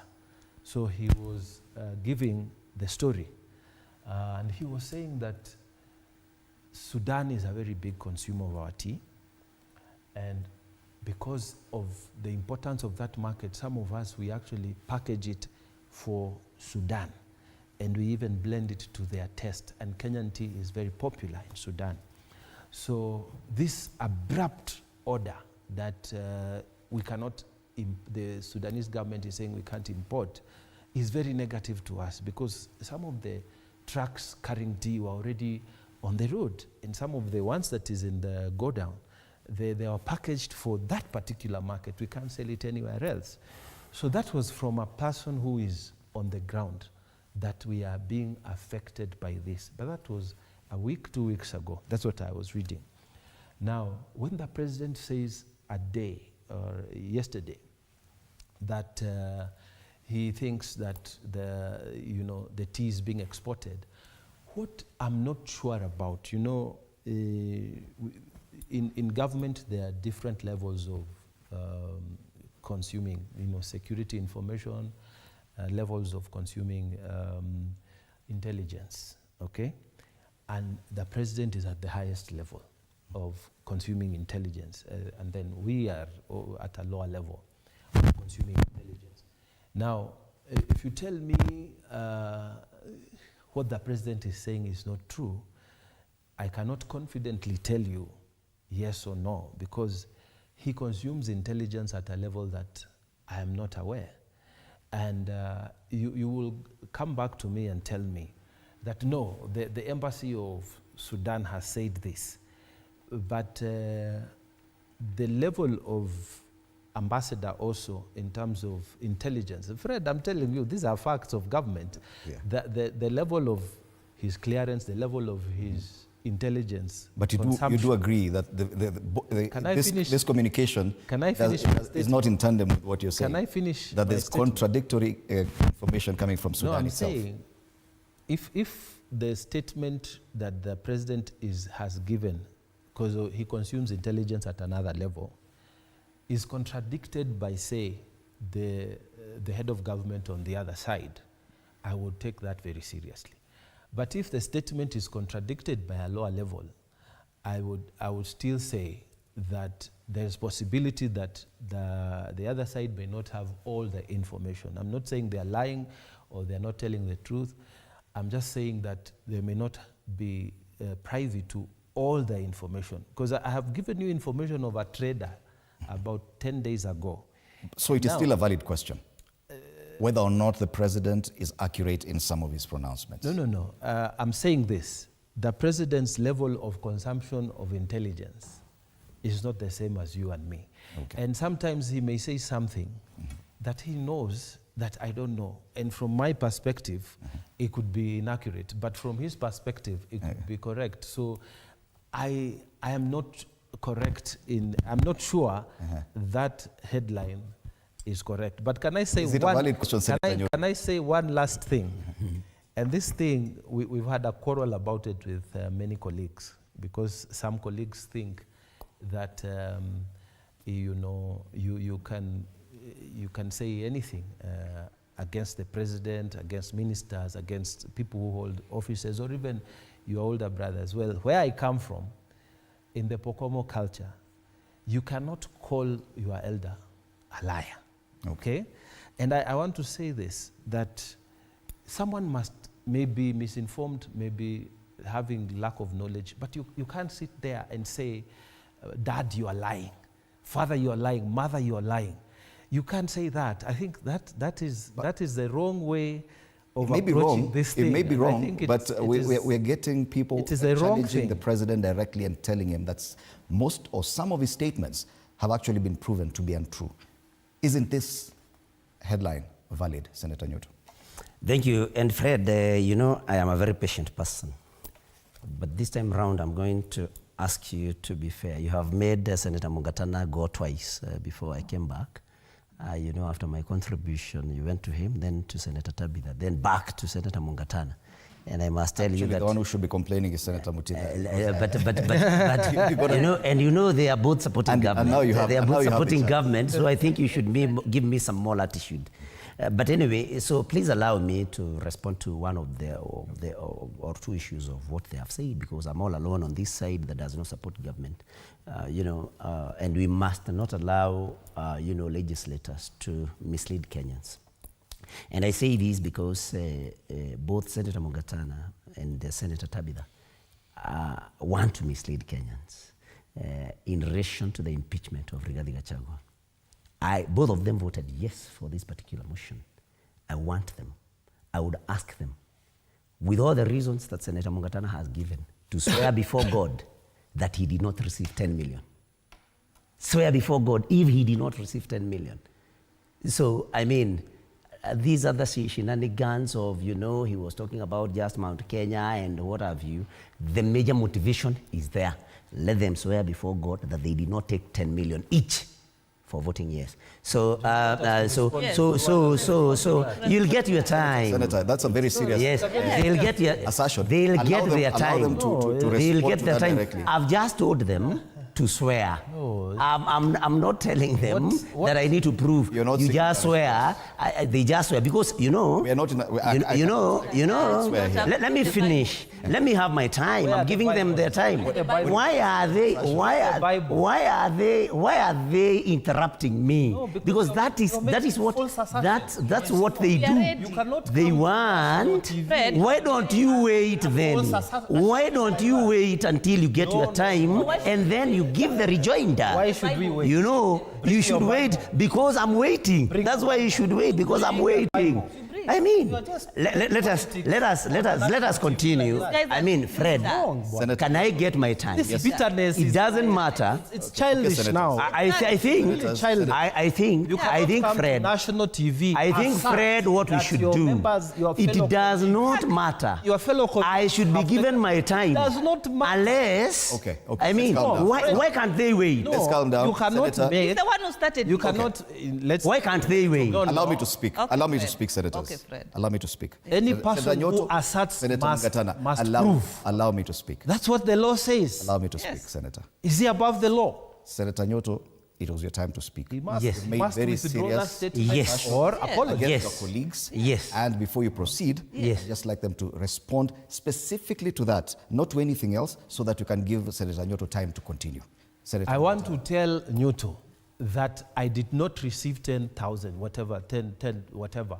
It is a very shady assertion, and we are asking him, like we say in the House, he who asserts must prove. Can he bring the Bible here? In fact, if he was serious, he should have brought the Bible here for us to swear. I think that's it. But again, if you do not prove what you say, you have to apologize and withdraw. And apologize. Senator Mutinda. Exactly. I stand with the same. It is so wrong. It is so wrong. Senator Nyoto is so emotional on these issues of mountain politics. Now he's moved to becoming the interviewee, whereby he is alleging. It is very wrong. There is no money that was received. We did our work as mandated by the law. It is as simple as that. And he should withdraw and apologize, not only to us on this panel, but to the whole Senate that voted the way it voted. All right, thank you for that. It is more respectful. Thank you. I hope they have noted how silent I was when they were responding.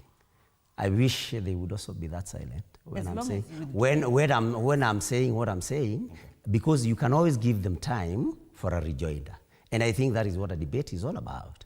I mean, even in the House, where they want to refer us to, I mean, you allow somebody to finish their submission, then, of course, you rise on a point of order. You do not shout, look at them again.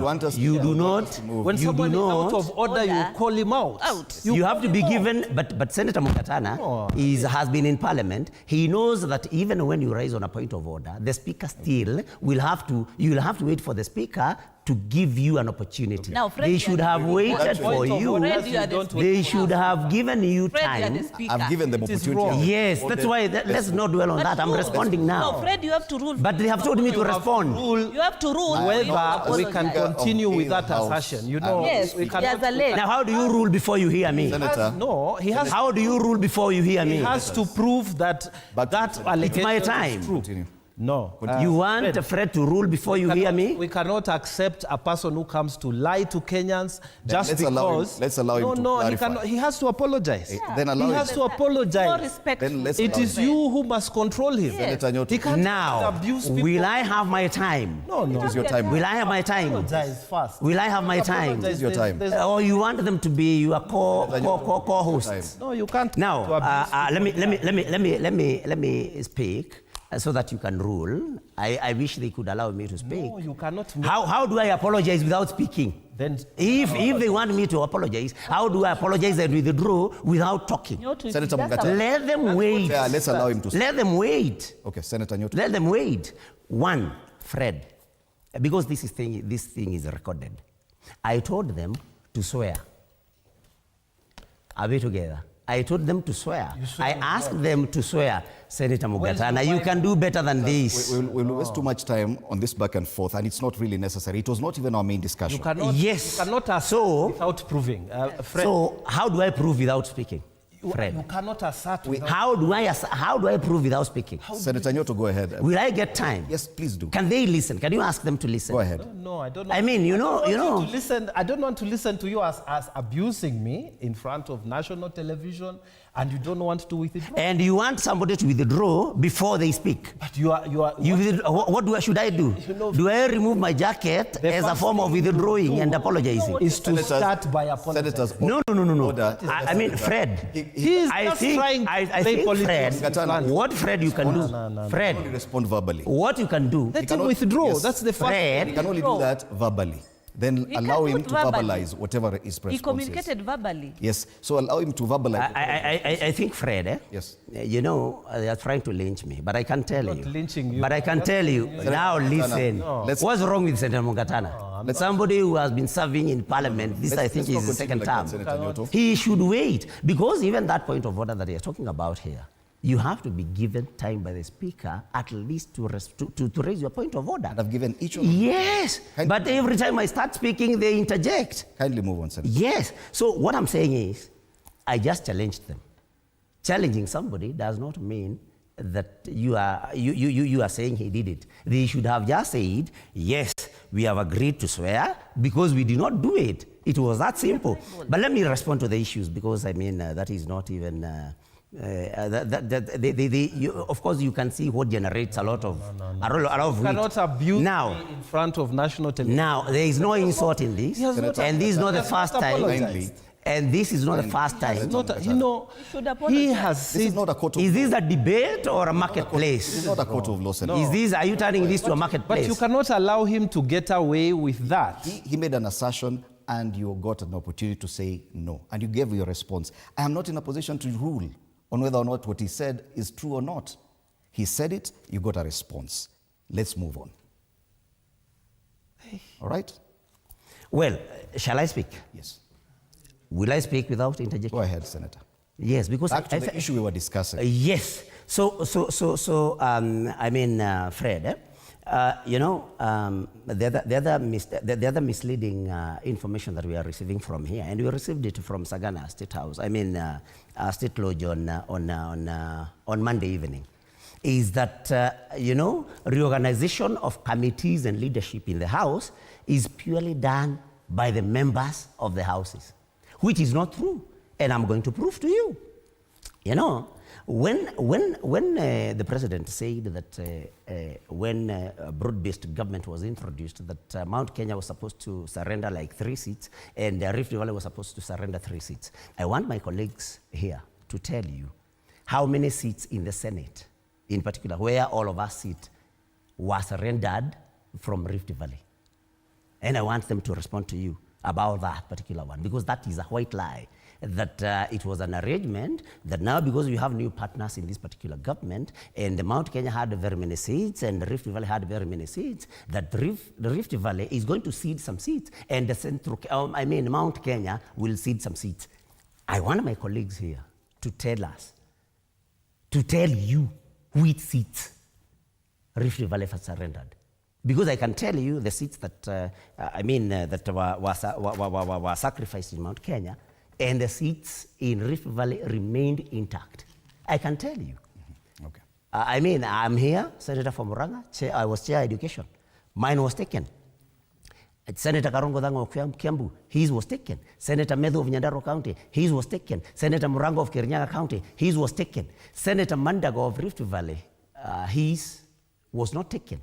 Senator Murgo of West Pokot, his was not taken. He was actually even not moved from that committee. None of us moved from their committees. Senator Sigei of Bomet, he remained the chair. Jailak. Senator Chesang remained the chair of ICT. So, I mean, when the president says that it is an arrangement that these regions surrender some, these regions surrender some, it's a white lie, and I want them to prove to you if that is not the correct position. When Senator Tabitha Mutinda here tells you that, you know, it is simply a reorganization and, you know, chairs are elected by members, and that is how those who lost their seats.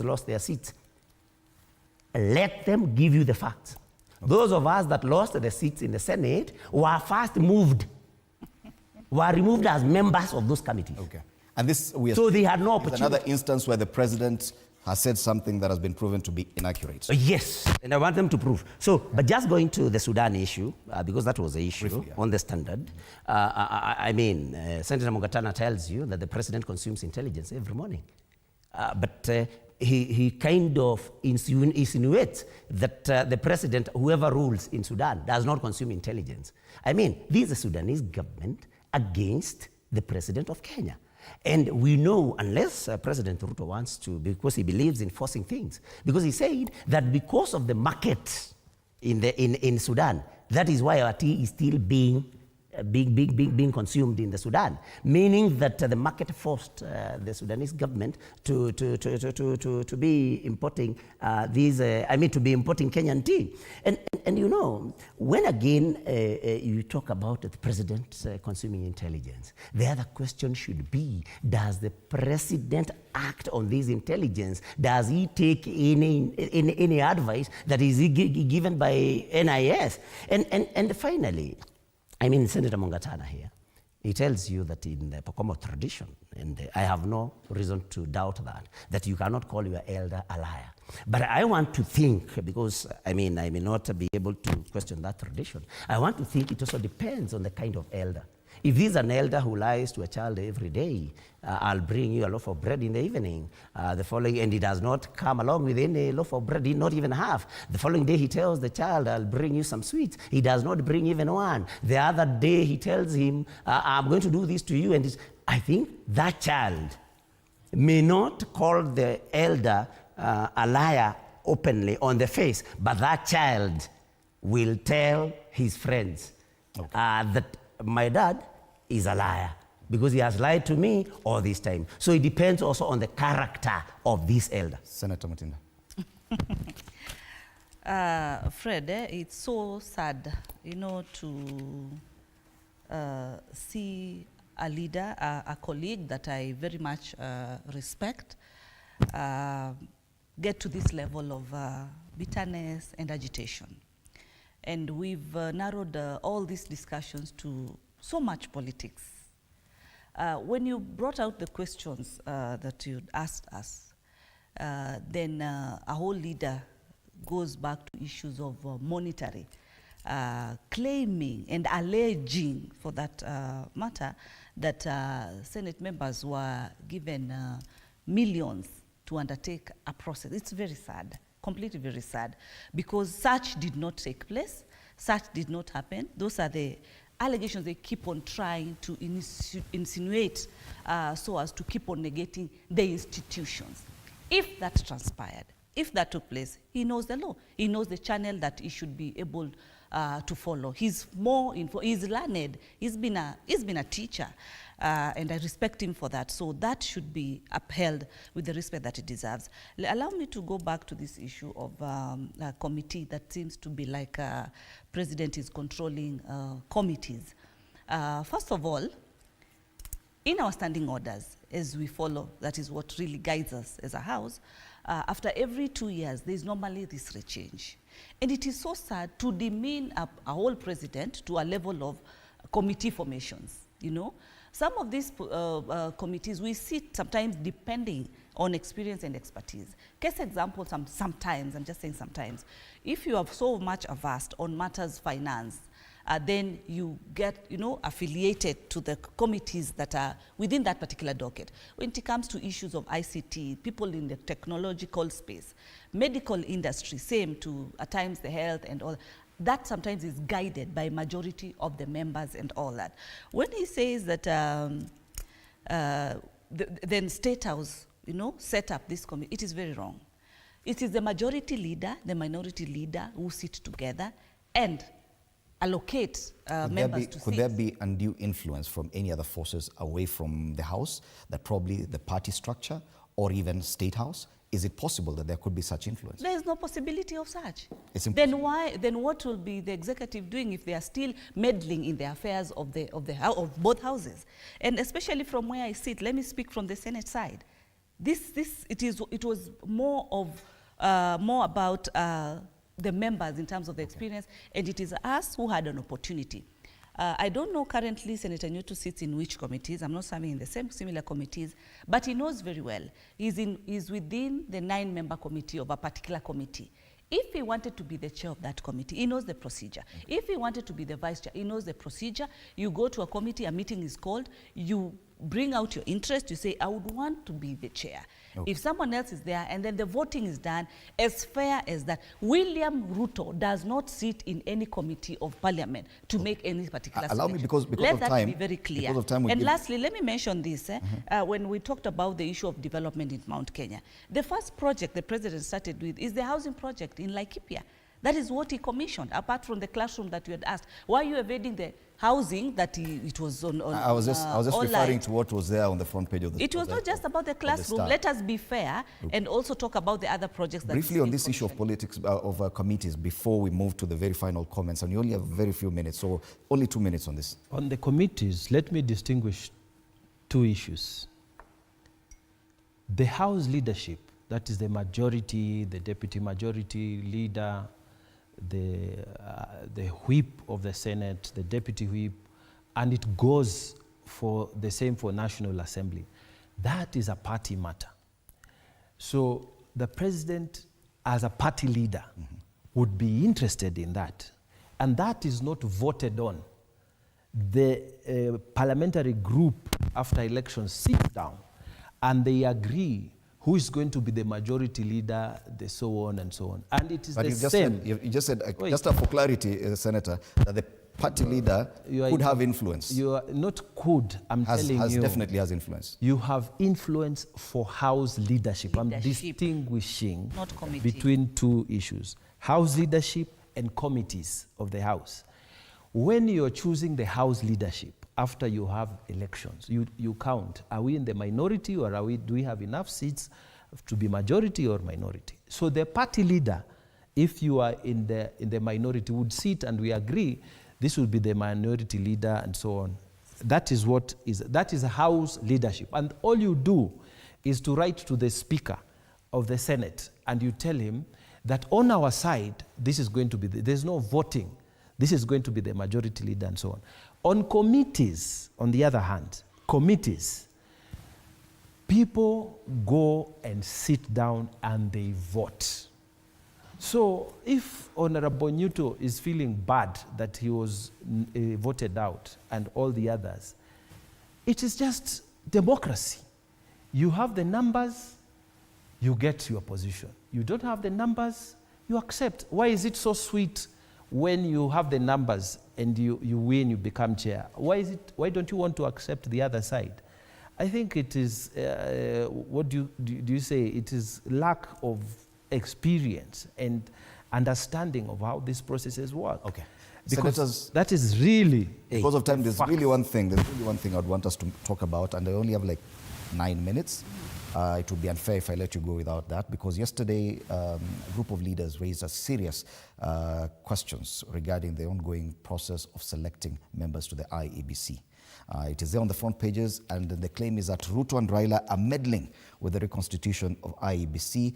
These are leaders led by Martha Karua, Kalonzo Musyoka. These are senior leaders in this country. We cannot ignore this. We have discussed this here, that with a broad-based arrangement, even the initial agreement with that's called NADCO, ODM and UDA then were sitting on opposites. Yes. Now they are in one side, and therefore raising concerns that this whole deal, especially the selection panel, could be lopsided. Do you agree that yes, there are serious questions, even as the process continues? Thank you. As you make your final comments. Yes, and I'll be very brief. Yes. But let me tell Senator Mugatana, I'm not bitter for not being a chair. I mean, and Senator Tabitha, kindly know that they have both said that if I wanted to be chair, then I would have been elected by the members. The senators that I've given you, I mean, I've stated here, were first of all removed as members of the committees where they were serving as chairs. And they are the only ones, they are the only chairs that were removed from their committees as members. So they had no opportunity of becoming chairs in that particular whatever. And the senators, the other senators that retained their seats were retained in their committees as members. That's why they were able to be elected. And so I think I wanted to correct that. And I'm not feeling bad. But majority leader and the minority leaders, Senator Mugatana has confirmed that this is something that, of course, is determined by the party leadership. In this case, for UDA or Kenya Kwanza, it is President Ruto. And so, of course, if you're given a job by somebody, then, of course, whoever appoints you, of course, you have to be loyal. And so this back and forth is not true. But now coming to the issue of IEBC, because I want to spend my time, you know, in a prudent way, I think that question is I think it's something that is open. The writing is on the wall.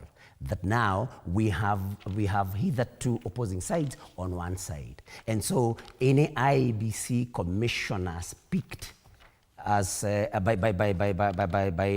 the two sides now will favor one side, because there were two sides that were there were two parties that were on different sides, but now on the same side. What we should be asking ourselves is, what happens if we want a fair nomination of IEBC commissioners, independent, that will be independent? What happens to those that are now on a separate side? Because this is something that I have used in the past to challenge especially ODM, when they want to still continue occupying the positions reserved for the minority or the opposition, if you may, while still occupying positions in government. I think the issue of the minority needs to be determined, so that as we pick these IEBC commissioners, then the minority will be represented. Because as it is now,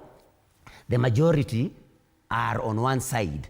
And they mentioned names. Some of the people that have been shortlisted and the front runners are people serving these parties and the major leaders in this particular broad-based government. And so we would compromise the elections of 2027 if we did not then introduce a parameter where on how the minority, as we speak, the minority are represented in nomination of these commissions. Thank you so much, Fred. Quickly, allow me to ask Senator Nyutu to tell Kenyans if he voted himself to be voted as a chair in the committee that he's serving right now, if he's not lying, the way he has been trying to bring a notion that all these decisions for the committee were already decided. I just want him to tell the Kenyans if he fronted himself to be voted as a chair. Please give me time to say that. Yes or after. no. Okay. As simple as that. Number two, on the issue of the IEBC, for Christ's sake, Fred, you remember we had about 1,800 Kenyans who applied. About 1,300 were shortlisted. It narrowed to 490, and they are now interviewing 37 candidates for the position of a chair. What is guiding them as the panels is the qualifications that are needed. One of the greatest qualifications is you need to be qualified on matters degree, a recognized degree in this country. You need to be versed on matters electoral matters, management, financials, and more so being from the legal, with the legal experience, or being a lawyer and all that. That is what is guiding the panel. So when we start talking about the person who will be chosen, will automatically and definitely be affiliated. It's completely very wrong. We are not, there is no degree or leveling of you are a friend to who or you're an enemy to who during this particular selection process. What is guiding the panelists is the qualifications that are required. I don't know why all the time then the opposition keeps on trying to find a narrative to carry on. Now they have already started now focusing on IEBC and started communicating that anybody who will be now selected as anybody, for Christ's sake, out of this, give them fair interviewing, give them fairness, for Christ's sake. You cannot say a Kenyan who is qualified to sit for that particular position then is already, you've already painted a picture. It is completely wrong. Can the opposition try and vote their own narrative, bring up their own unique narrative? Let us have a discussion on that. Not anything that is taking the full course of the law, the normal procedure that is needed, that is they are trying to use it to negate. Finally, Senator Mongatana, this has the potential to derail the process currently going on. You can see the guys who are opposing are again trying to create a hurdle. Remember the IEBC Selection Committee, we passed this law some time ago. It was passed by the National Assembly, then Senate, and it became law.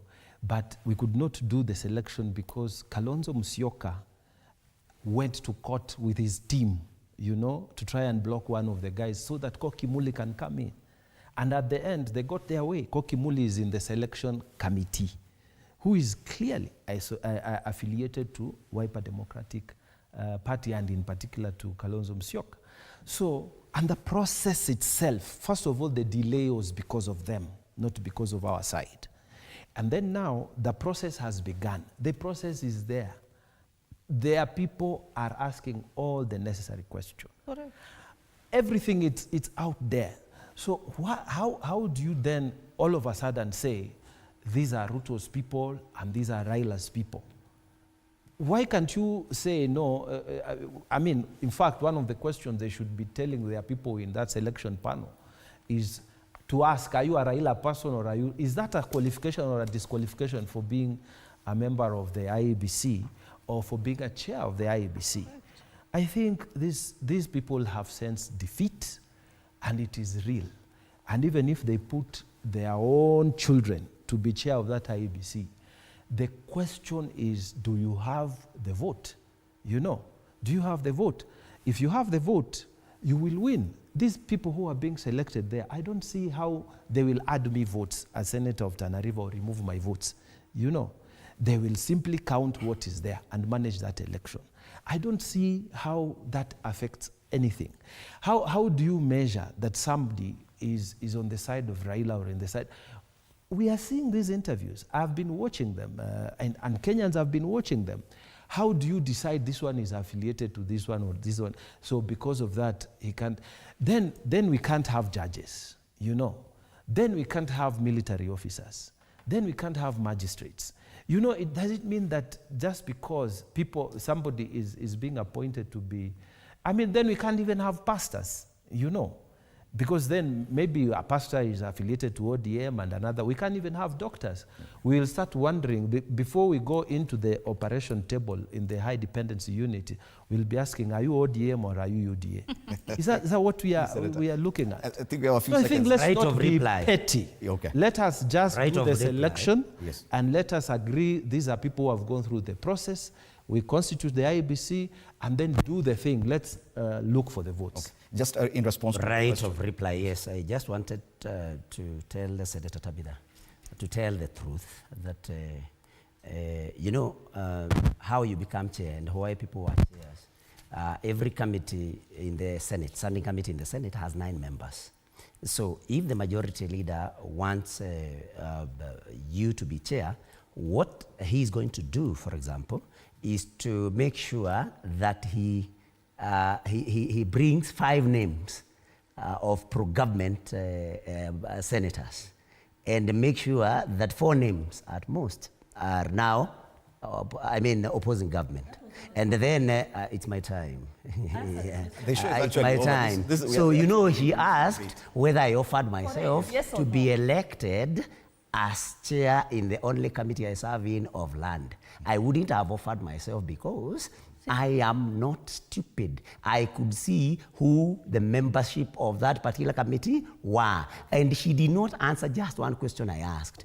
Why were senators from Rift Valley not removed as members in their committee? They fronted themselves for election. Not chairs, removed as members of their committee. Thank you so much. You know you cannot fight Senator, the truth. We always stand. Senator Danson Mungatana of Tana River and Senator Tabitha Mutinda, thank you so much for your time at TV47 this morning and for a very vibrant debate. Of course, yes, it's getting hotter here at Morning Cafe. Thank God I was not lynched. A lot of discussions here. Lying president is a question on the front page of the Standard. Is it a valid question? Ruto dares Gachagua, that's the front page of the Star, and Ruto akwea mlima, kurasa wa mbele wa Taifa Leo. Wow, these are serious discussions even as the president continues on day 2 of his trip to the Mount Kenya region. Today he'll be in Meru and Kirinyaga counties, and we'll be following that for you. After the break, a discussion, remember today's Relationship Wednesday, should couples have joint investments? That coming up after the break. My name is Freddie Ndimuli. Good morning.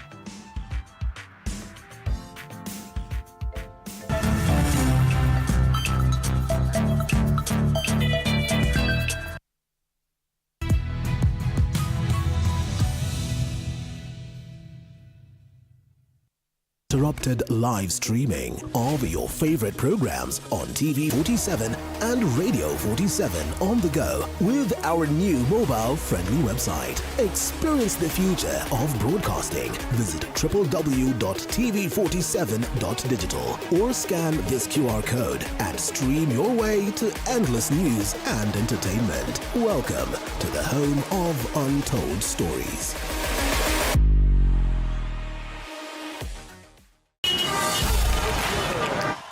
Older ladies, we gotta keep it together. If not, you're gonna die old. It has been quite hard to find someone. Love, by the way, si kitu ati inakuwaga na age. I'm 47 years. I'm 47. I'm turning 41. The ideal partner for my mom is a loyal one. Sio mnono, sio mkonda. Asikuwe na kipara ati hazina cobalt. Personally mimi niko na tabia mzuri, naweza hotspot zangu kaa yeye hana. My first impression when I saw Brian. You know the Bryans. I forgot your name, remind me again. Me, I work out to look good while naked. How you want some kids with me and you got a set of twins out there that you're not fighting for?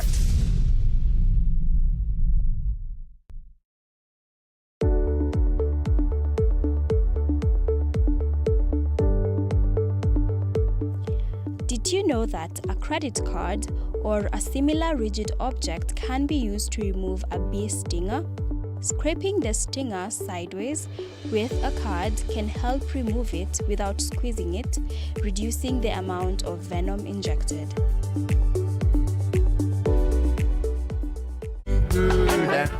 Ojano is people. I got reason. I got good reason to believe so. Yeah, man, ever living, ever faithful, ever sure.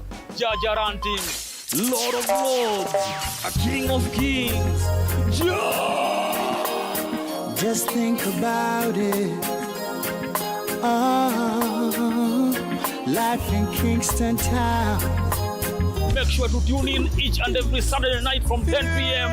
inside TV47 because I Revive comes to you live. Hosted by yours truly, Shut Up Boy. Selector Henry Bandi 1s and 2s. Selector Wiz Bandi 1s and 2s. Na madansa wa kulipwa wanaanguka na. Keep the fire burning. Discover.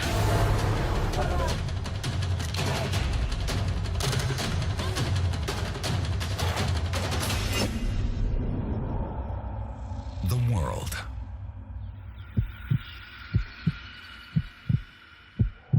How it was. How it is. How it will be. Around you. Discover the world around you with us.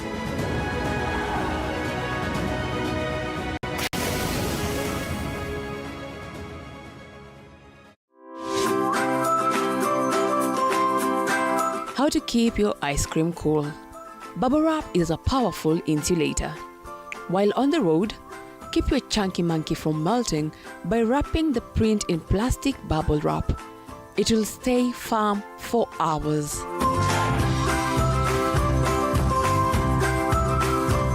We bring you the extra energy. And if you hear this and then go on your back, go on your knees, baby, shake it to the max. The DJ beats. Extra conversation. Kardinali wote ni wanoma, so I respect Bomani. Wasichana wote ambao nimekuwa nao wote ni Wamanyuto. And a little bit of extra vibe. Make sure you tune in maze kwa Beat Plug Extra maze pale na Bansi ni noma ni kufinish kumalo kama kawaida wewe. Masaya Party ni Mbwekze every Saturday from 11 a.m. to 1 p.m. 2, 3 when he got it dance when he got it when he got it.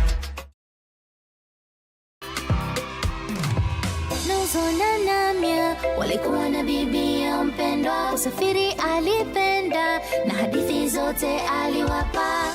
Kila siku moja kafariki, hadithi za Bobelang zikawa zisikiki. Nuzona namia wakahamia kwa bibi za upya wa kusita, wao ni jasiri. Safari zikaanza, kabati la bibi si la kawaida. Nuzona namia wanasafiri nasi sote. Did you know that the term Big Five began as a way of referring to the 5 most difficult animals to hunt on foot? The lion, leopard, rhino, elephant and buffalo were the 5 large African mammal species that were known to hunters as dangerous, and successfully hunting them was considered an accomplishment. This is Kenya's #1 talk show, Dr. Foreke tonight. My name is the Eagle himself. Dr. Foreke is my name. We are flipping the script, but guess what? Or should I say, guess who is taking over tonight's show? Anyway, furahia umekaa na kasipuni.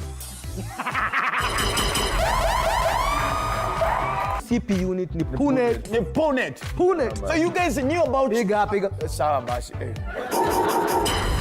Sema, that on gave you the whole time. I don't want to go back to brokenness. Never. I just love the high life. Siwezi taka kuimagine ati nimesota. You'll have to watch to find out. Tune in every Wednesday from 7:30 p.m.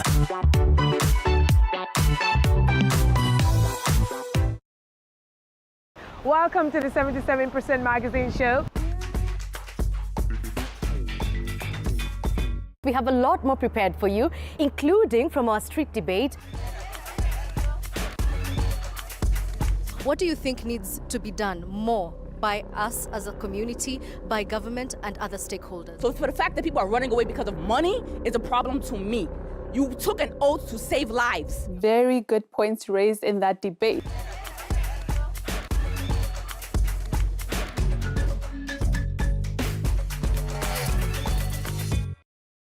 Ni kiongozi mwenye hadhi. Anafahamika zaidi katika masuala ya siasa. Why did you decide to have all this? Did you feel insecure?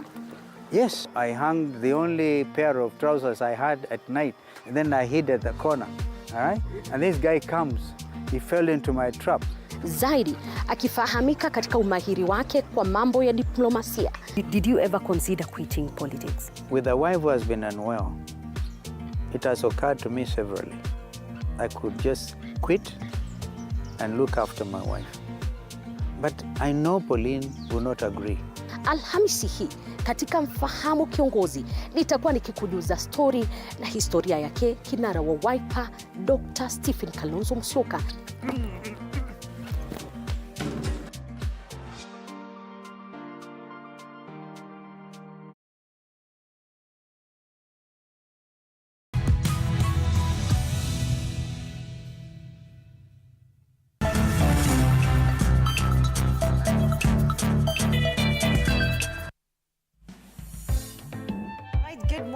You're watching Morning Cafe. Welcome back. Thank you so much for staying with us today. It's Relationship Wednesday. And this morning we're talking about a very, very hot topic. Should partners or couples have joint investments? That's the conversation you're having today. Many people, believe that joint investments strengthen a relationship, while some believe that it, in most cases, weakens the relationship. So is that the case? To help me with this particular conversation, we have Richard Ziwa Zimbalist, a counselor, just right next to me, and as well as Judith Ngereshi, a wellness advocate and champion. Good to see you again. It's been a long time. Yes, it's been a while. All right. So, of course, as always, Relationship Wednesday, we love to hear from you. So interact with us on our socials, TV47 Kenya, on Facebook and YouTube, and on X at TV47 News KE. My handle is at Anna_Dida. And the question we are asking today is, would you invest with your partner or with your significant other, your wife or your husband? So be sure to send in your feedback, and we'll love to read them here on live. And you can as well call in. We'll be happy to hear from you. So I just want us to start from the question in the picture. Should couples invest jointly, Ziwa, or each person or each couple or each partner should have really just their own investment, not jointly, but a single investment that belongs to him or her? Thank you, my dear. I think it's good to be honest. Different strokes for different folks is my intro. Because one script cannot be a standard for all. Best practice will reveal that while several couples naturally would agree to invest together, and that should be the case, because one, I've given you the best of myself. You've given me your body, you've given me your life, you've given me children. We're investing in each other.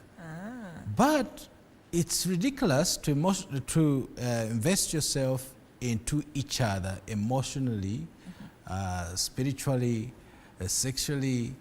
Then there's one place that is always a bone of contention, finances.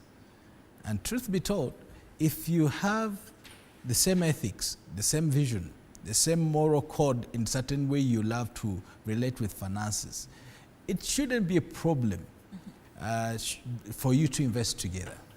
But the reality is some people are not reading from the same script. But if you're working from the same vision together as husband and wife, as it would be, I think that's the best way to do it. Because there's an exponential multiplication that always happens to anything if the two people work together. And my own experience, I would say, everything practical I've seen that put in the stewardship of my wife has had an exponential growth in it. But if I attempt to do it private, independent of her, it's pretty much very frustrating, and I think the reverse would be true toward her. So I'd say yes. But on the other side also, I have counseled people and I've talked to people in matters, family and relationship.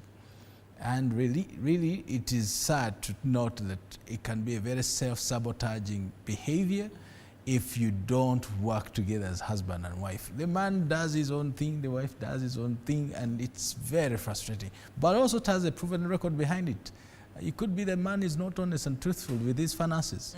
Or it could be that actually the wife also is deceitful in her conduct when it comes to matters finances. So it has pros and cons, but I think the right thing should be husband and wife, you can make investments together. Yes. So Judy, what would you say about this? Should couples do joint investments or single investments? Thank you very much, Anne, and good to see you. First of all, it really depends with when we say a couple, is these people are dating, are they working towards a marriage? Because if you are just dating, then what is the lifespan of your relationship? Because getting into a financial commitment requires some level of transparency. It requires some level of honesty. It is you ceding some ground, really.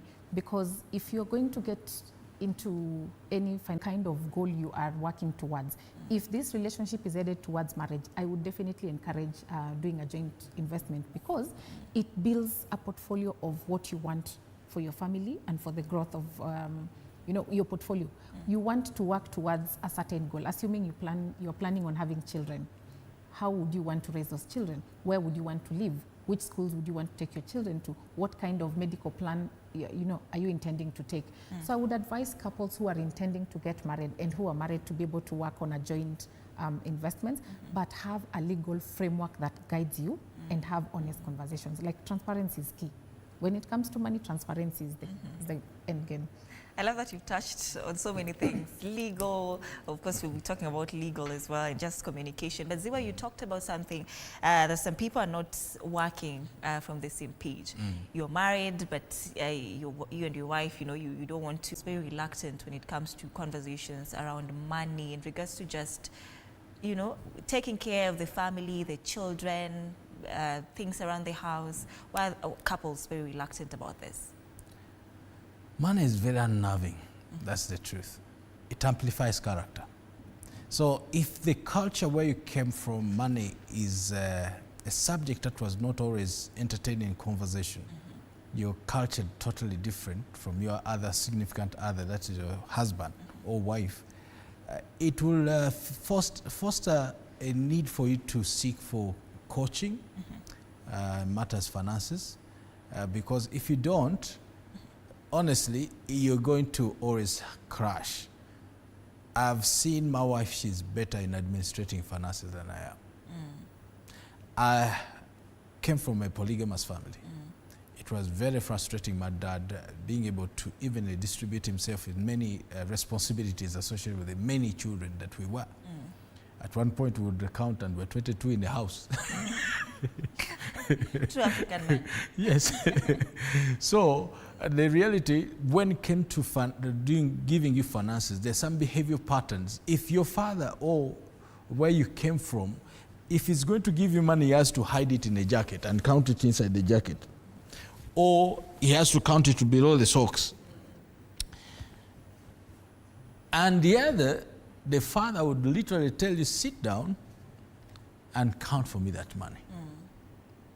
Then they'll ask each of the children, what's your budget for this term? What would you be your needs? You spell them out. You've seen the money, then tell you this is how much is available for you, for your entire term and for the entire year. My friend, you grow up prepared, ready to administrate the finances better because that's how you've been trained and equipped. Now come to the other side of the quadrant. You'll be amazed. The guy is very frustrated on how to administrate finances. It will be very sad if you enter into a union and you don't talk candidly and openly about finances. So it's the culture where you are cultured, where you're growing up about finances. If there's no financial education, you've not placed a premium for you to seek counsel matters finances. There are people who are gifted and their skill set is to educate you about finances. If you don't sit around someone to help in that journey, quite likely you'll be very frustrated with each other in finances. That insecurity will always shoot up. Every time you host a certain amount of money, you can't harness it together because of the way you've been cultured and the lack of education in that particular direction to administrate finances. That's why couples will get frustrated about finances. Yeah. So Judy, would you say that we as women, our relationship with money is bad? Because, when we're looking at it from a gender perspective, between men and women, who are more reluctant or laid back in terms of just communicating about finances, what they earn, the investments that they have outside their marriage? Is it a gender issue, or are we as women more reluctant, and laid back on talking about money? No. I don't think it's a gender issue. It's about what is your money belief. What do you believe about money? Because again, money is energy. It is, you attract who you are as a person. And as Ziwa has said, it depends with how you're raised. If you grew up in an environment where you never had honest conversations about money, if you grew up in an environment where there was no financial literacy, I can assure you, it trickles down. You will grow up thinking that, assuming, for example, you're raised in a family where your dad was the one taking care of everything and your mother didn't have a say. You will grow up thinking that that is how things are supposed to be done. Then you get into a relationship with someone who is awakened, someone who is self-aware, someone who has different beliefs about money. And then you will start thinking that maybe there's something that they're performing miraculously for them to be able to get money that you're not doing. So it's really not a gender issue, because I find there are some couples, there are some marriages where the wife is actually a better financial planner than the husband. And then you'll find some homes where the wife is a spendthrift. They do not know how to plan. They don't know how to budget. They just spend and spend. So it really depends with how you grew up believing about money, what you think about money, and your perception about investments. Because you will find there are people who you will talk to about maybe money market funds, and they will start thinking, hey, you talk to someone about doing shares, they will have question marks. You tell someone about bonds, they are thinking, that's not an option. So it really depends with how you understand. Financial literacy is actually very important. These are the things that now we are trying to teach our children, not just in school, but at home. Understanding about savings. If I give you 1,000 shillings to go for shopping, what are the things that you need now? What are the priorities for what you need to spend that money on? Now, do you need to save that money? So when you teach these kids, they grow up understanding that, okay, if I have 1,000 shillings, I don't have to spend the whole amount of money now. So it's really not a gender issue. It's about your perception towards money. It's how you look at money. It's how you perceive money.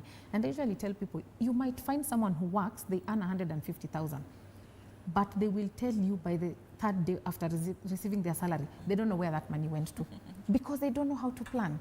It really depends with how you understand money. So it's the language of what is your perception about money. Yeah, your relationship with money. Yes.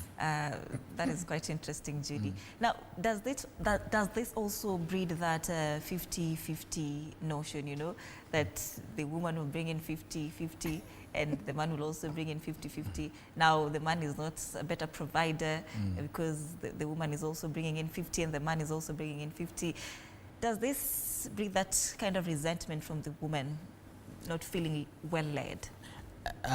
That's the foundation of conflict in marriage.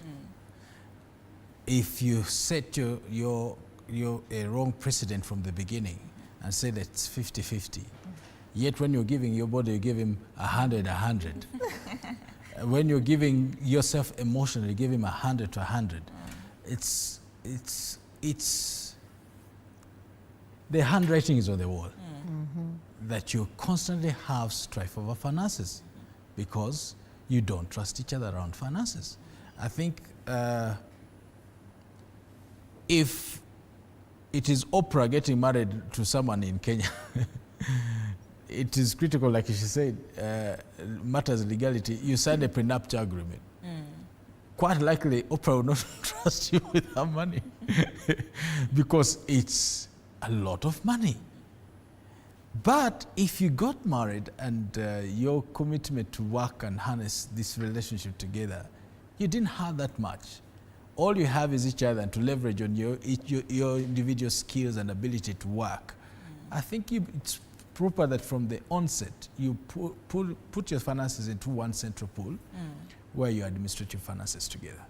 Lay out a budget. Set a precedent right from beginning. If you do, it will not be laborious for you to know what is in your account because you do it together. But if I bring 50, but out of what I've said, this is my 50, my friend, behind the scenes is over 120 plus left. It does not even come to the contribution we should be giving. So in a nutshell, if you see people who say, you should give 50 and I bring 50, just know that's a self-sabotaging behavior in your commitment to work not only your union together as husband and wife, but also you're setting a wrong imagery for your children and anyone closely connected to you as friends, because in this journey, marriage is not for you alone. You're not solo. There are people who are watching you. It's for the village. It's for the village. There are people who are closely connected to you as friends. So they will communicate their toxicity based on how the other 50 is contributed. And if it meets your 50, you'll be amazed the conversation that will be around there. Just give 100. And put a premium on your spouse that is more important than the money. If you put the premium on the money, that's the problem. If you put it on the spouse, that is more important than all these other things put together. Because money always bears wings and flies away. What happens if you don't even have the 50? But Judy, now how do we how do couples now decide on what to bring? You know, if you're talking about 100, you know, that means however you spend this money will be mutual. It will be mutual. Yeah. You know, I look at it from a point of the other partner will be deciding, will have to decide on how you have to spend this money. Let's say we contribute 10,000 each. That is our 100, you know. If I have to spend money from that 20,000 that we brought in together, let's say I just want to spend on myself, I have to let you know that I'm spending on this particular money. Like, it's our money, you know. I do not have money of my own now that I have put in 100 there. Now, how do we decide on how to put in money in this bank or bring it jointly, invest jointly, to ensure that I also remain with something to myself? First of all, it boils down to a very simple thing, having honest conversations, that open communication.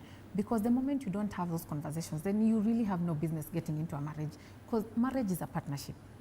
Marriage is an understanding that you want to build something together. The two of you join together and become one. The moment you start conceptualizing that is you stop thinking as me. It's a we. It stops being a me thing. It becomes now a we. So you stop thinking as an individual and start thinking, eh. And you see now, when you have those doubts and question marks, it means there's no honesty in that relationship. What is the foundation? Because before you get to the money aspect, you must have built a solid foundation based on honesty, openness, and trust. Now, once you build that, then all these other things, they just literally follow. When it comes to money, for example, you sit, you draw a budget. You know, our household, we spend 100,000 a month. Now, this 100,000 goes to pay the house, it caters for kids, all the bills. Then, out of all this money, there is money for entertainment. You know. My wife might be going for dinner with her friends, or I will be going out with the boys. There's a 5,000 budget for that. There's a 5. You put all those things on pen. You like literally write them down. Then you know. If there's something, because again, there's always things that come up. There are emergencies that pop up. You know, in case of a rainy day, we have money saved somewhere for XYZ. So it boils down to a very, very simple thing. I usually tell people, it's all about communication. The moment you don't have these conversations from the get-go, you have no business investing together. The moment you do not trust the person that you're getting in business with, you have no business investing with them. Yeah. Ziva, how do we decide? You know, Judith has given us very, very strong points there, and I really love how she has broken it down for us. But from where you sit, of course, as a man as well, how do we now decide, you know, how to just divide this money? Does it mean that if we bring in 100, when you want to go out, your wife also has to decide, this is the amount of money, this is your lunch money, you spend this 500 today, tomorrow you spend this 500? You know, that is a question that... I think in my own experience, I trust my spouse. And we've never even had to sit down on the table and say, this is our 100 and this is how we spend our 100. We just know that we trust each other. Whichever direction you choose to administrate the finances, just know that's our money. However you spend it, however you invest it, it is our money. I remember, of course this is a little personal, she comes up with an idea, say, I think I need a financial coach. And this is my goal this year. And I'm joining TKC. And she tells me so many things. And I'm like, oh, okay. Go for it. I have no clue what is involved in TKC and how much money she's going to put into it. But I just told her, go for it. It will be good for you. When I saw the amount of money, I said, okay, it's good. You trust your spouse. You get it? So if she's going to the salon, I don't ask, how much is it? You know? If she's going for grocery and shopping for the home, I don't say, how much did you spend? Yeah. You have a goodwill towards each other because you trust her. I think one of the missing ingredient in finances, in money, in many relationships, is the ability to trust each other. So it boils down to trust and communication. And you reciprocate it. Yeah. If you trust me, technically I will trust you. If your conduct is not to ill will to hurt me through our finances, I owe you the same. It doesn't matter whether we're in the same space or apart from each other, but you let me know. right. Just hold on to that particular point. We take a very short break at this point. But the conversation you're having this morning is, should couples have joint investments? Interact with us on our socials. We'll be coming back with your feedback. Stay with us.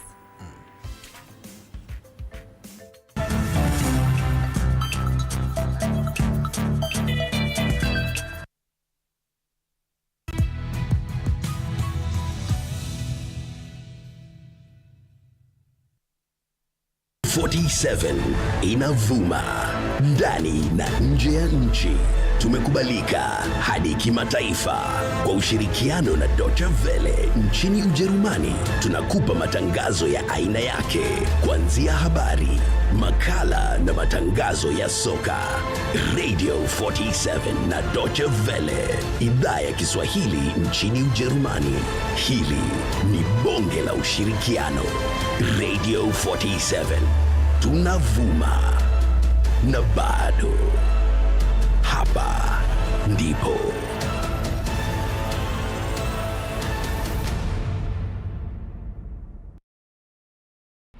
The machinations, the red tape, the hardball, the shame, the glory, the secrets, the covert, the overt, the good, the bad, the ugly, the wins, the losses, the squabbles, the treaties, the twists, the turns, the tenders, the contracts, the game, the drama, the spats, the dossiers, the scandals, the naked truth. Even their clandestine meetings. Everything you ever wanted to know, now you'll know with a new boldly reimagined and revamped Star. Grab a copy of the Star, because smart people read the Star.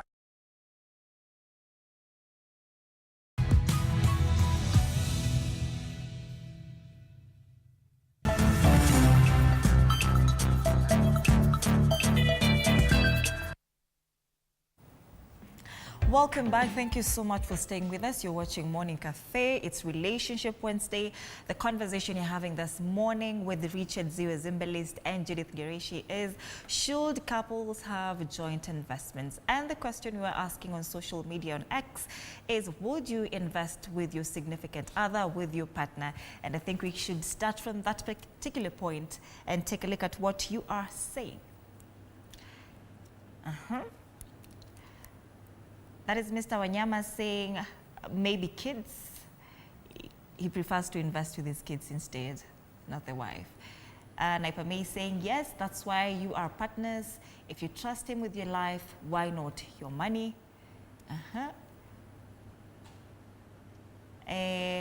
Fire Master is saying, when we are above 40 years, below 40, wacha tufanye job different, because mimi naona watu wanafika certain age. I hope you understand, Ziwa.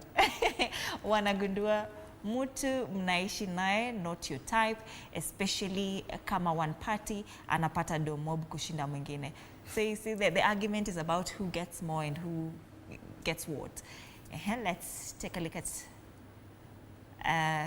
Jabuta is saying, because she is my partner, that's what partners do.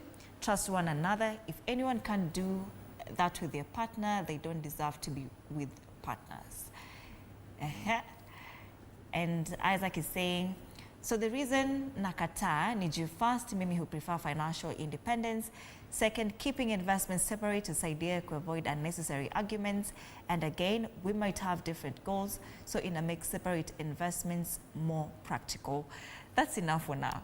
You know, he says, we might have different goals, so in a make separate investments more practical. Is that really, really true? From where you sit, Ziwa, and then we can come to you, Judy. Okay, make all the investments that you can, but bottom line, it's both your investments legally.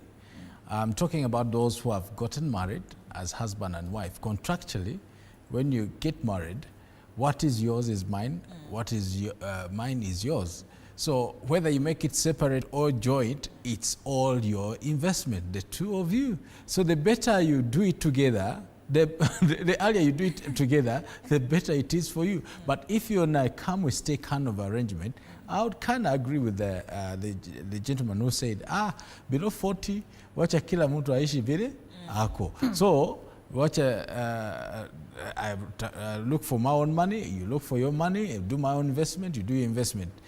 Because he has a fear, or she has a fear, he will walk out on me, or she might walk out on me. And then the other one is saying, and I think Kai, he said it correctly, that's the way to go. That's the way to administrate a relationship. But think about it. If you think you have the potential to make more money than your spouse, and your preference is to make separate investment, you're not married, you're living together for convenience sake, that means you've set an exit strategy in that relationship. And quite likely, mark my words, you're going to execute it. So, if that's your idea of a relationship, then sign a prenuptial agreement and say, we're signing this contract for this purpose. Your money is your money, my money is my money. We're living together. Tukifika mahali, if we be able to trust one another, then we can cancel this contract. But in the meantime, to feel secure with myself and my investment, run your investment, I run my investment, and let's live together. Judy, is it about having different goals? Because Newton here is saying we might have different goals, so it makes separate investments more practical. First of all, I hope he's not in a marriage, because if you're in a marriage, really, why are you having different goals? Because this is the thing. The moment you decide to settle in a marriage is you're walking on a similar journey. You're moving in the same direction. So if you're moving in the same direction, your goals, at least they have to be aligning somehow. You cannot be a partner to someone that you actually don't have similar goals, because why are you together? The same way you get into business, and I tell people, assuming you want to get into business with your friend, the first thing you look at is, do your goals align? Do you have similar visions? And this kind of business that you're getting into, does it make sense for the both of you? Because by the time you're putting your money somewhere, you're putting your money where your mouth is. And the moment you step into that space, you must be moving in the same direction. So I really do not understand why these goals are separate. Then they have no business being partners. Just focus on building your own goals, do your own things until you meet someone whom your goals align with. Then you can be able to move in the same direction. Because honestly, money, this subject of money, and let me use marriage. I don't even want to talk about partnership, because partnership is very relative. Let me talk about marriage, because when you are in a marriage, honestly, and you want to stay in that marriage, then your goals have to align. You have to be moving in the same direction. You have to be thinking about the plans you're having, the future plans you're having for your kids. Because now what happens if your partnership, like I usually say this, partnerships are very funny. You get into a business partnership with someone, your spouse doesn't know. Something happens to you, God forbid, you rest. Those things will never get to your family. They will never be able to benefit directly. And unfortunately, these are things we've witnessed. We've seen in the news, we know relatives, we know people who've experienced these things. In the process of you hiding and you doing your own investment, even your immediate family members, including your parents, they never get to benefit from that because you're hiding. And it all boils down to, how are you raised? Why are you hiding things? Why do you feel the need to be hiding, to be doing things behind the scenes? No one has to know the money you have, unless you're doing something wrong, number one, or you're hiding from someone. And Judy, I was about to ask that point of what if one dies? And even if you're talking about, he or she has talked about the investments that they have on the side, but your name is not there on that investment of theirs. So what happens in that particular case? You know that they do have such an investment somewhere, but your name, let's say land, your name is not on the title deed. He dies, what happens? It boils down to being, let me tell you, Anne, I feel like we live in a society where we are so dishonest, including being dishonest with our own selves. Because you need to have those conversations. People need to write their will. People need to have trust. If anything happens to you today, at least your lawyer or an administrator that you trust can be able to execute these things. Because you're doing an investment, for example. And I'll just use an example of a neighbor that we used to have when I was younger. He had a partnership with someone else. Then when he passed on, every single property he had, and the kids knew, our dad used to go to business here and there, but because there was nothing that was written down, they lost everything. You understand? So it really is very important to be honest with yourself and with the people around you. In the event something happens, at least someone has to know. If it's not your lawyer, at the very least set up a trust. If you can't set up a trust, write a will put those things down. Make sure it is clearly articulated. I am having a partnership with XYZ. My share in this company is XYZ. In the event anything happens, contact person ABC. This is my next of kin, or this is the person that will be able to take these things after me. So just really having honest conversations, because the moment you're not open about these things, and then have a legally drawn agreement, have properly executed written down documentation that I have property XYZ, it is here, it is there, it is here. In case anything happens, people can be able to locate these things. Yes. And Ziva, I would love for you to clarify. There's something you said that the earlier you come in to or invest jointly, the better. Because if you're married and you decide to do it separately, then that money still belongs to the both of you. And that boils down to, what if he or she dies, you know, and you are not in the title deed, you're not in this particular agreement, you're not in the will, but you're married, he or she is having the separate investment, then what happens in that particular case? Trust is a currency, and you can leverage on it. But when it comes to matters, property and assets, if it is not validated with written documents, quite likely you'll walk out empty-handed. But when you're married, if you're legally married to your husband or the husband to his spouse, matters legality, everything belongs to each other. Whatever level of engagement you're involved in, whatever that you've invested in, as soon as he exits or she exits, matters legality in courts of law, it is for your spouse.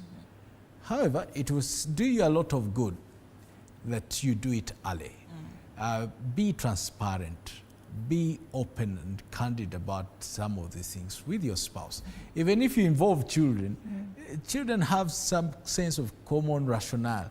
Yes, you're saying you're better investing, like one of the commentators say, better investing with the children. Wacha atafute zake na mimi nitafute zangu. Bottom line, children also have the rationale. These things were earned together with my mom or together with my dad. So whether you exit or stay, it is still your family assets and properties.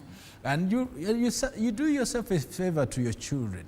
You show them by example and demonstration that I trust my wife. I trust your mother.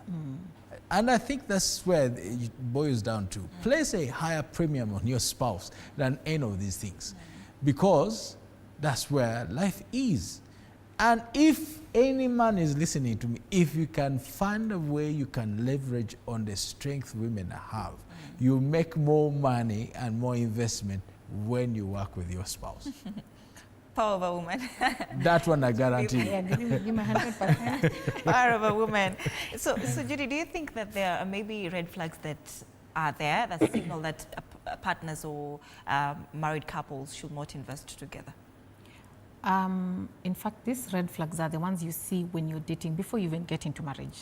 And I keep telling people, learn people and stop listening to what people say, watch what people do, because actions speak louder.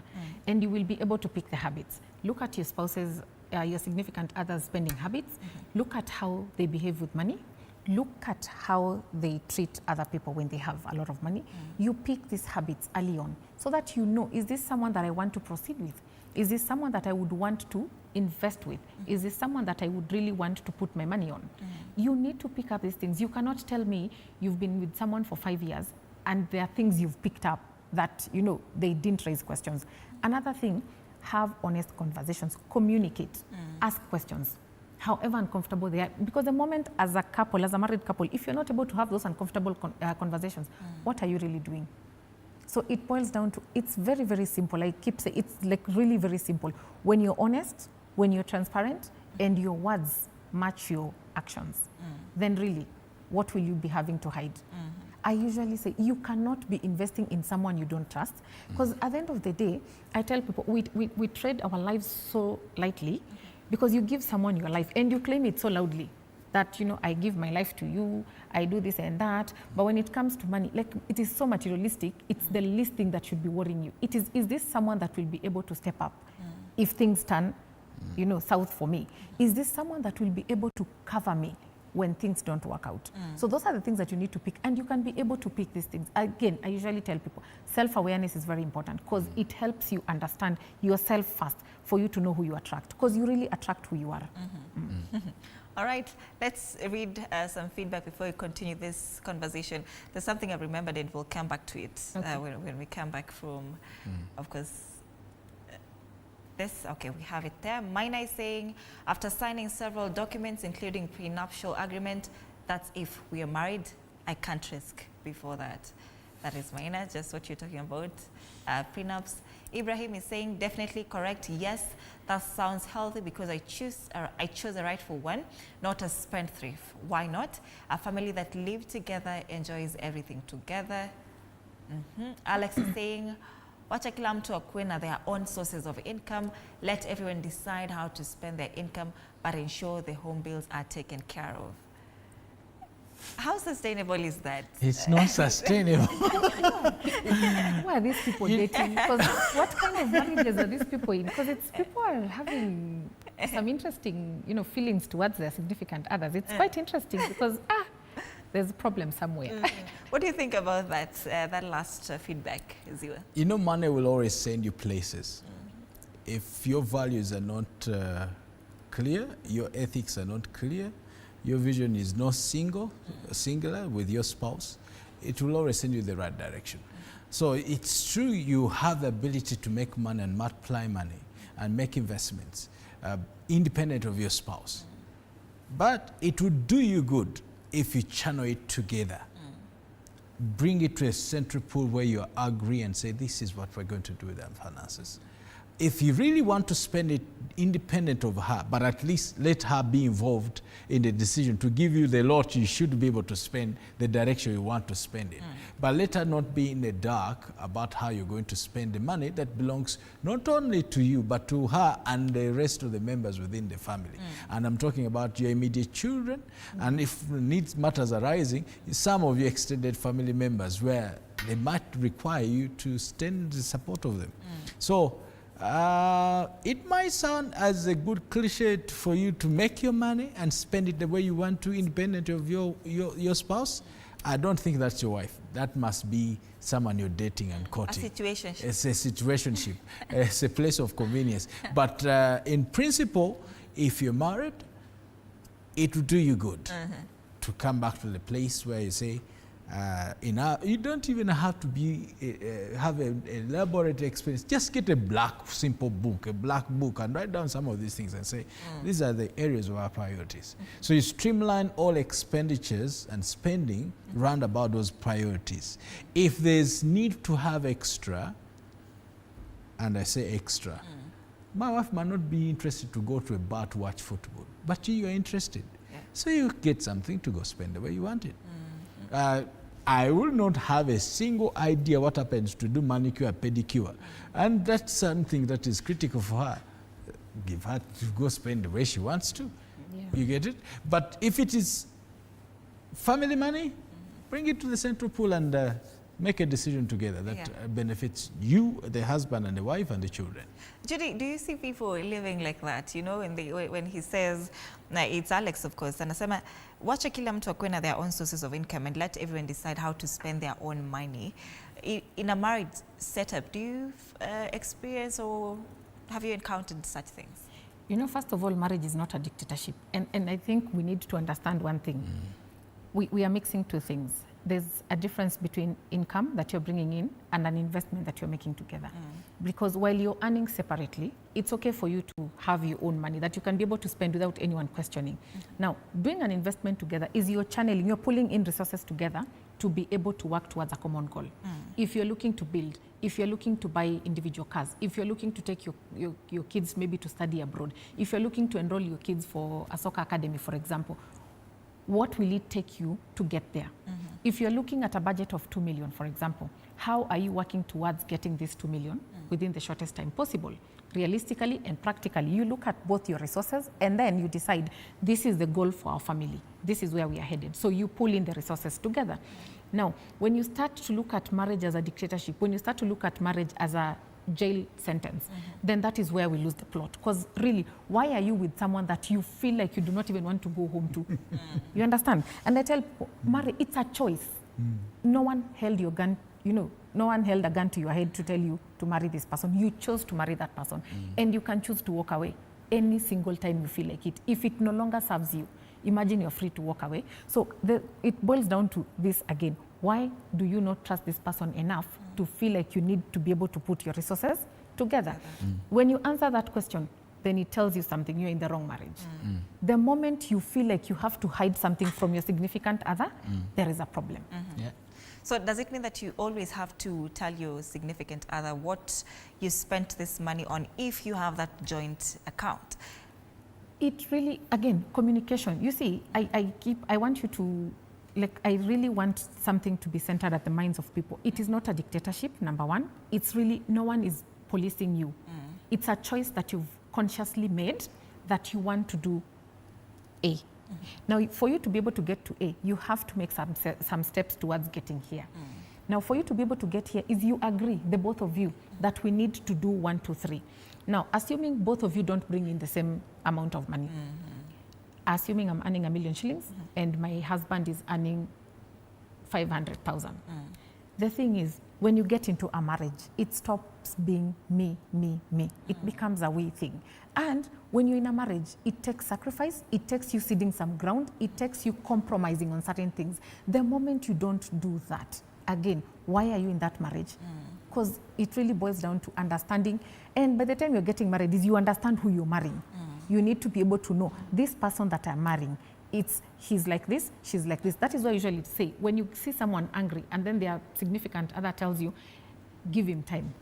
It's because they understand how they process their emotions. And when you understand that, then all these things become so easy, because I really do not understand where the problem is. I cannot even fathom why it's a big deal. It's just money. It is just money. It's just money. Easier said than done. No, honestly. And that is why the thought process of being self-aware is very important. Because when you work on yourself, then it becomes easy for you to let go. And I tell people, you need to be able to have a relationship with yourself first, so that you learn to look at money as what it is. It's just money. It's a material thing. It's like a dress. You go buy it, tomorrow you don't like it. You will buy another one. So it's just money. But that relationship is, are you willing to invest in it for the long haul? Look at the bigger picture. Judy, I'm sure they're going to tell you you're saying it's just money because you have it. Imagine it is just money. It is just money. And I'm saying this with all humility, because money is good.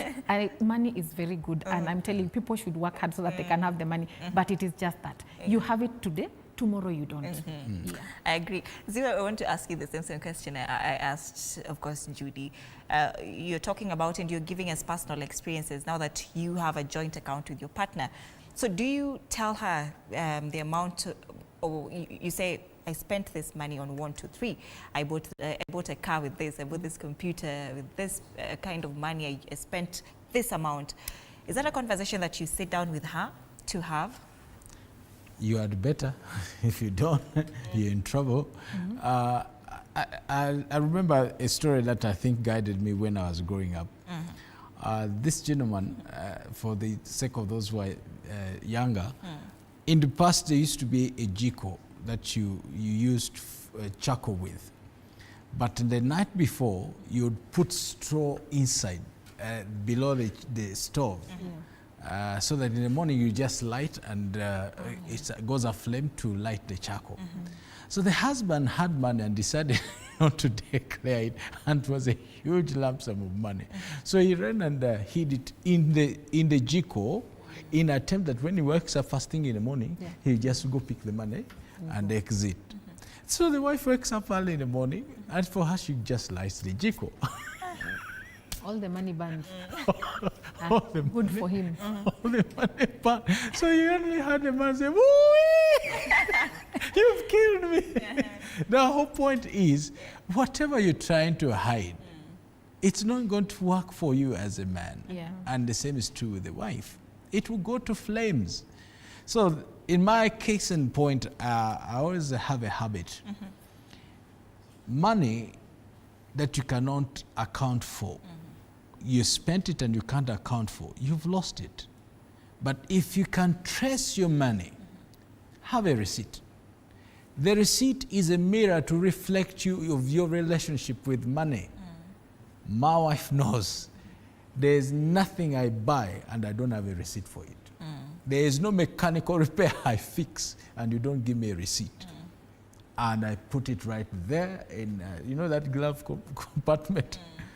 Anything you need to know about money is in there. Number 2, my phone always has every procurement and every payment on it. So you can always trace where I have placed the money. On my phone and on a physical receipt. If I don't have those two, I didn't touch that money. But if I touch that money, just know it's in a receipt or it's an evidence of a digital receipt. So I say that if you're a man out there, learn the art to learn some good habits. Some bad habits take long to be replaced, but you can learn some good habits. Trace your money by showing the receipts. So when you have a receipt, you can talk about it because you can see it. I see there's a mechanical repair of a bush for the car that is 10K, but you didn't talk about it. I was stuck. How would I have come home?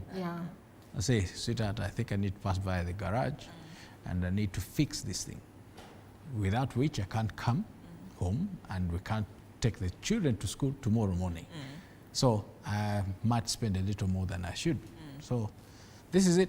Communication. Yeah, talk about it. Money, it amplifies character.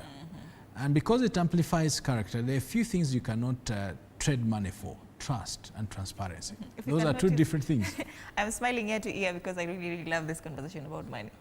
So let's see what people are saying on X as we continue, of course. Alex continues to say, sadly hapo ndio tumefika, ni ngumu kutrust even those you share your blanket with. Stop sharing your blanket with them. Jay is saying, to me, marriage itself is a lifetime investment between me and my partner, so I treat monetary investment with her in that same line of thought. That's interesting.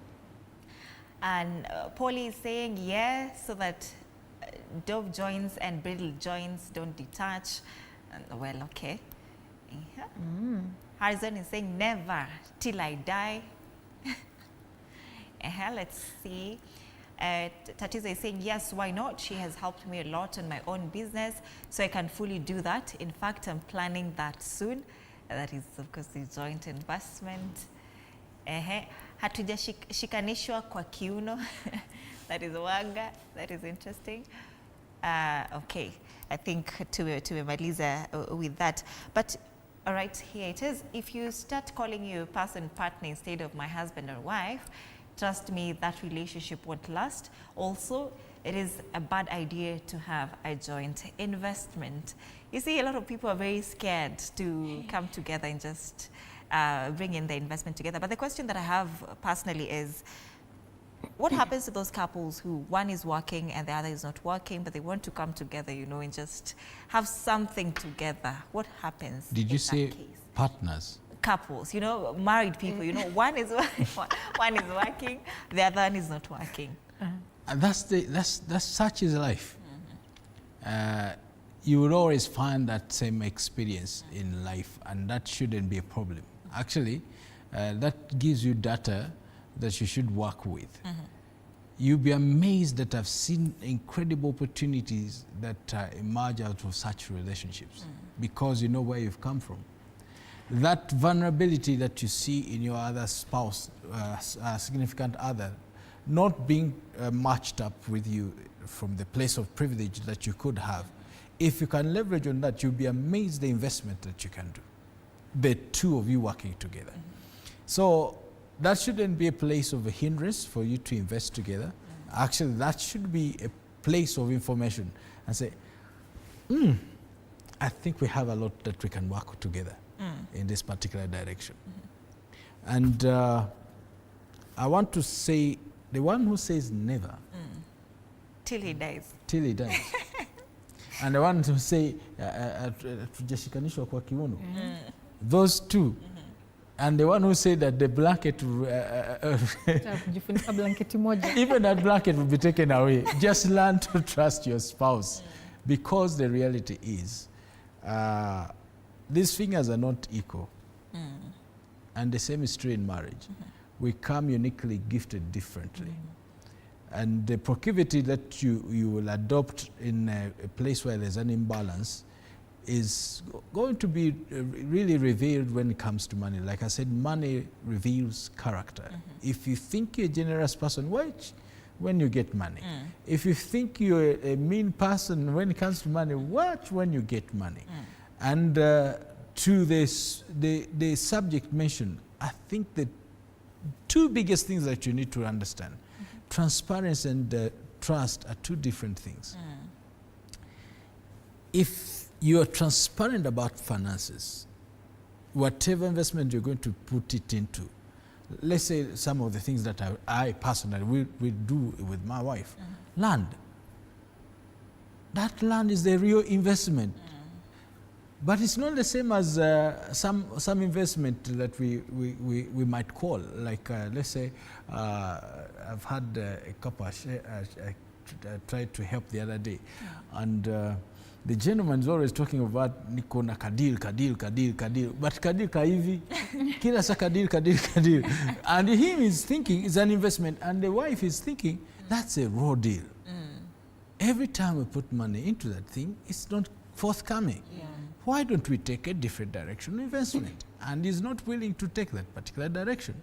So I told her, you see, once you've seen a particular trajectory of an investment that is not yielding results, take recourse, seek advisement, sit down and talk, follow the premonition of your spouse. You might be shocked. She might have a more brilliant idea on investment than you do. That's powerful, Ziwa. So Judy, even as we close, what are some of the mistakes that couples make before just investing together?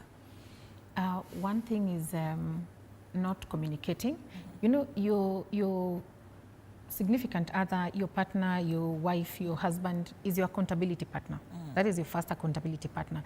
And when you're not able to be accountable to them, then really something is broken and it needs to be worked on. And if it can't be fixed, you walk your separate ways. Another thing is the moment you are not transparent, because let me tell you, numbers don't lie. And money is about numbers. You can't cook numbers. They have to be clearly articulated. You have to show. Like Ziwa has said, there's a receipt, there's money trail. Follow the paper, you will always know. Watch your significant others' spending habits, watch how they behave with money, have those conversations before, understand their belief about money, understand their relationship with money, understand how they perceive money, how they look at life. So with those things you can be able to understand as you move forward is what is your objective, what is your goal, what is the end game really? Because if you're going to be investing together, you need to be able to direct that money. And when need arises, redirect. There are so many things that we need to learn and relearn. So you need to keep reinventing yourself and also be open to new challenges. Don't be so rigid to think that your way is the only way. You can always look for options. Like just keep an open mind really, move in the same directions. You cannot be investing together and you don't have similar goals. When all is said and done, have honest conversations, be transparent, be honest. First with yourself and with the person that you're investing with. Amazing. I really enjoyed this conversation. On should couples have joint investments or not? Absolutely. Yes or no? Yes or no answer? Yes. Absolutely yes. Yes, all right. That is Richard Ziwe Zimbele, State Councillor, and Judith Gereshu, Wellness Advocate, helping with this conversation on should couples have joint investments, and it boils down to trust and communication, constant communication and trust. So thank you so much, ladies and gentlemen, for always making time for Relationship Wednesday. It's always a good time. That brings us to the end of this conversation. Up next is Tasty Wednesday. We are making mashed potatoes and fish. Let's stay with us. Interesting.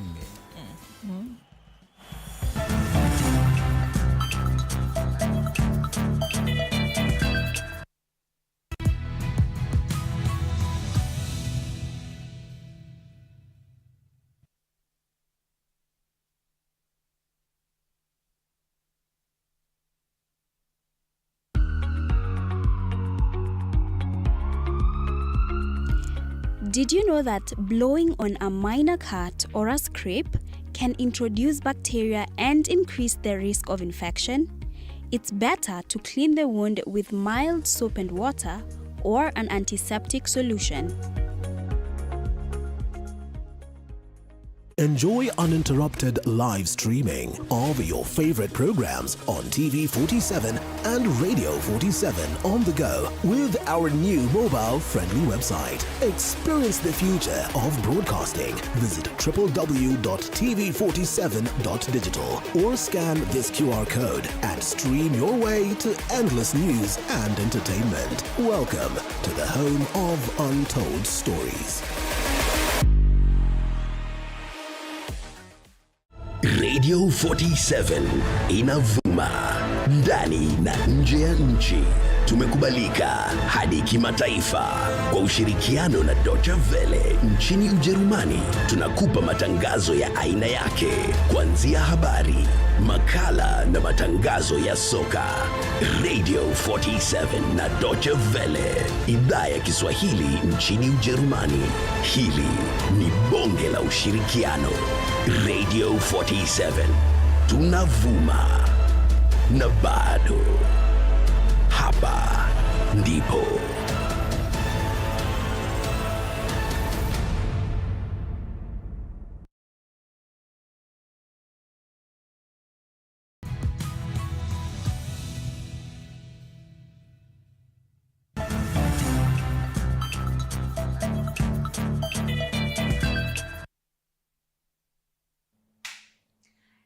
Welcome to today's episode of Testy Wednesday. You're watching the Morning Cafe, and thank you so much for choosing us and for staying with us. Of course, we are at Panama Hotel, and we want to make beer, fish, as well as a mashed potato, which is already done. So, of course, our chef here, Chef Dan, will be taking us through all that process, and we will be having also mocktails later on as a side to this meal that you're preparing today. So stay tuned for that. Lakini Dan, as we start, yes, what do we have here? So today we're making our beer butter fish with mash. So over here we have the white pepper, onion powder, Spanish paprika as well, salt, sweet corn, oregano, peas, a secret ingredient over here, chives. Secret ingredient? For me.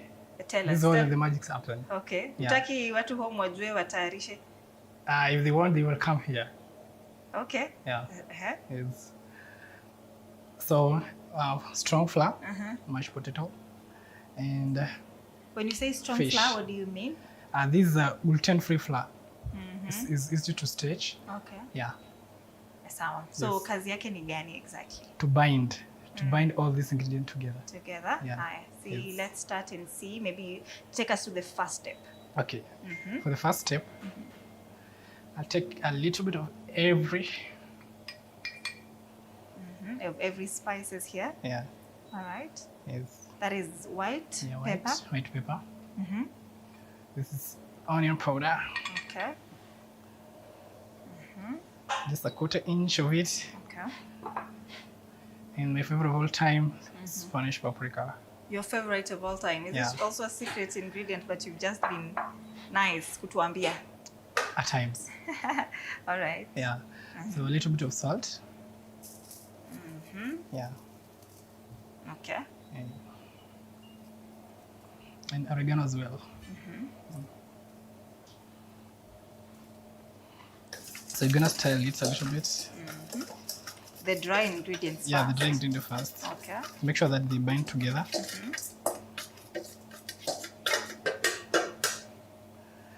And then you get the flour. Okay. Yeah.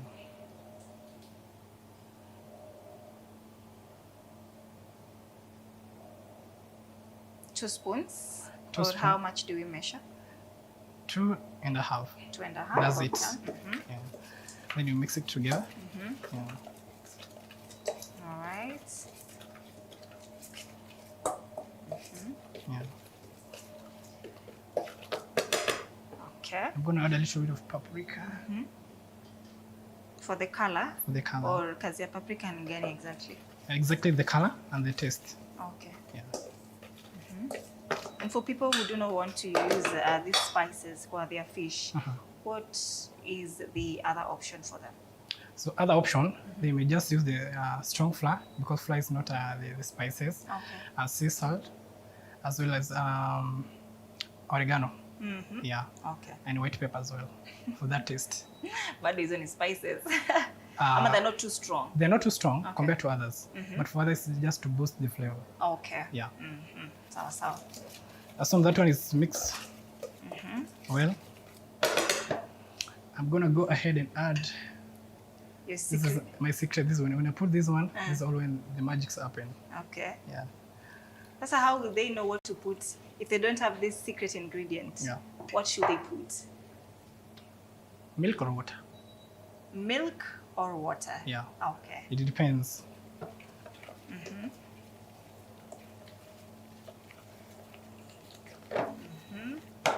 It's already forming some color. What do you need? Whisk. All right, here it is. So you're gonna whisk it a little bit.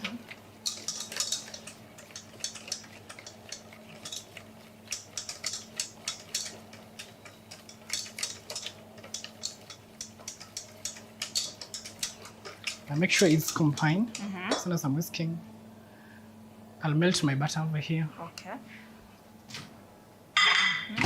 Hiyo mtu anaweka hata juu ya whatever. Yeah. What is this called? Cooker. Yeah, the cooker. Yeah, to melt it. Mtu kama hana microwave, you know? Yeah, you may put in the hickory like this and heat it on a low heat. Okay. Yeah. So why do we need to melt it? So when we melt it so that it can be from solid to liquid, so that it can bind together with the ingredients. Okay. Yeah. So we are not treating it as a solid ingredient, kama the white pepper, the onion pepper, and these other things. No, we prefer using it when it is liquid form, so that it can bind together. Yeah. Okay. And merge. So while we wait, I'm gonna whisk this one, and I'll be adding my secret ingredient. Okay. A little by little, as we progress. Yeah. I'll find out for you guys what the secret ingredient is, and I'll let you know. So comment down below in the comment section. Let us know if you want to know what this is. But I can smell it. Can you? No, you can. I can, and that is why I'm telling you. I'll tell you guys. Yeah. But we can smell it either. But you guys, I don't know if you can smell. Okay. So milk or water? Yeah. Okay. Yes. You whisk it until fine. Will it form the same consistency if you're using just water or milk? Yeah. Okay. But for it to get that rich, organic, original taste, use this extra ingredient. Okay. Yeah. You can give a whisk. Okay. And tell them about it. Absolutely. Yeah. So the chicken butter. As you can see, I don't know if I can show you guys. It's looking nice. It's smelling nice as well. So you said you're going to use this for what purpose exactly? Is it for marination? For marination. Purposes. Okay. Yeah. So what's the How do you consistency feel? that you need? I feel amazing. Yeah. At least I see. So you feel the consistency. So the consistency like is some more lighter. You add some flour. Okay.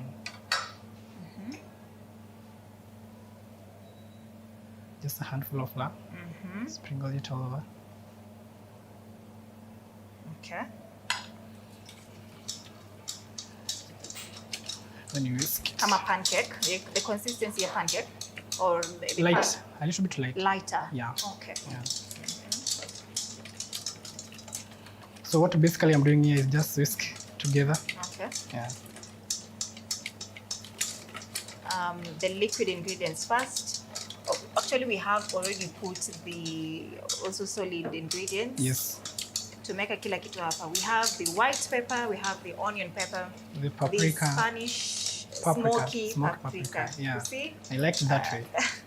All right, as well as Yes. sea salt Yes. and oregano as well. Yeah. So, butter bado. We also have the secret ingredient as now the ingredient forming this liquid form that we have at the moment. Yeah, true.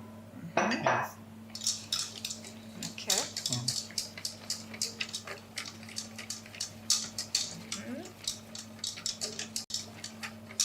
Okay, amazing. I feel amazing and it feels so light, so it's quite easy. And silk. Yeah. Do you smell the sizzling aroma of the secret ingredient? So remember, you can use water or milk if you do not have this as our secret ingredient. Yeah. But bribe me. All right. Yeah. So what inspired you to become a chef, Dan? Okay, for me, what inspired me to be a chef career-wise is that I like being in the kitchen so much. I like being in the kitchen. I find my peace and everything else in the kitchen. As when I'm stressed out or like I want to relieve myself, I want to get a relax. I mean, you can find me in the kitchen all the time. So do you have a meal that you specialize in most, that you love to make? Najua leo tuna make seafood, but would you say it's something that you have very well mastered when it comes to kitchen matters? For me, what I'll probably say, I'm versatile. I can do anything. Okay. But mostly I like doing like sauces. Okay. Beautiful kind of sauces, meat and meat product. Okay. Pasta as well, because pasta you can cook real quick with a very little time and achieve it to the maximum. Okay. Yeah. Sawa. So what do we do next from this point? Hatujatumia ile butter ambayo we melted. Yeah. And butter will get in Okay. at the final because the Alright. butter was somehow hot, so we wanted to cool it down Okay. so that you can add it. Yeah. So melt your butter and let it cool down. In the So what meantime, next? our oil is getting hot to about, let's say, 360 degrees Fahrenheit. Okay. Yeah. So how do we know imekuwa sawa for now When- the fish? When there's no bubble, like it's now getting hotter. But when you see some bubbles coming up, the oil is still cold. Ikiwa But when it imetulia. is chill and goldenish, nice, right to go. Okay. So at what Yeah. point do you now dip this fish that we have here in that oil? As soon as my oil is ready, I'm gonna dip my fish over here. Okay. But now, give me some spoon. I want to add some butter. What do you need? A spoon. Okay. So it's our butter fish. Okay. Yeah. So when you're putting butter, you should be generous, so that it can have that butter taste. Yeah. Okay. So for how long have you been cooking, Dan? This is like my 4th year. Okay. Is 4th year. Yeah. How is your experience with making So this good. fish fillet? So good. And generally. It's so good. My guests enjoy it very well. So I'm serving everybody from regular VIPs, VVIPs. Everybody come here and check out on me. So it's very cool. Something that you enjoy at all. Yeah. Yeah. You've already created your network, your team. Yeah. All right. So this is Panama style. Yeah, this is the Panama style. Panama style. Okay. You cannot find anywhere else something like this. But if you want to experience the richness, the good taste, you must visit Panama. Okay. Yeah. Looks amazing. Yes. Blend vizuri sana. Tuone tena. Yeah. How does it look? Looks so nice. See the color. This is the paprika. and Yes, the imetupatia paprika. color. Yeah, the paprika gives this distinct color. Okay. Yeah. Paprika and the onion pepper. The onion powder. Oh, onion powder. Okay. Yeah. So you can make this at home. Okay. Yeah. So this is our Panama style. So what's the most important thing to know when cooking fish fillet for the first time? So when cooking fish fillet, you must choose the fillet which is so organic. Like sometimes some fillet get break. At some instance, they break. They're so fragile. So for the fish, you have to be extra keen when handling the fish because it's fragile. Like we don't want to stress it a lot. So chef, maybe you can also tell us the different types of fish fillets that are available and that you recommend. Okay. For me, I normally recommend the red snapper because it's good in terms of taste, flavor, and it's very easy to handle. Yeah. It cannot break. Yeah. In simple language, what is that exactly? The red snapper, inapatikana wapi? Is it you see what Kisumu, they call it, they say ngege, tilapia, those things? Yeah. So in simple language, what is that exactly? So it's just the tilapia, but it's refined. So you can find it in any retail shop, be it supermarket, hypermarket, and so forth. at a very affordable price. All right. So for someone who cannot use the red snapper, what can they use? Even the tilapia. Okay. Yeah. Yes. So how do they vary as well in texture? Ndio mtu akiwa pale anachagua, anajua anachagua the very best thing to make this meal that you're preparing today. Yeah. So it depends with the processing itself. Okay. And where the fish come from. If it come from salty water or fresh water, the taste differ. Okay. Yeah. All right. Yes. So what are we doing next? So next, our oil is hot. All right. So just take my fish fillet, dip over here nicely. This is the red snapper? Yeah, the red snapper. Okay. Yeah. Make sure that it coat nicely. Okay. Yeah.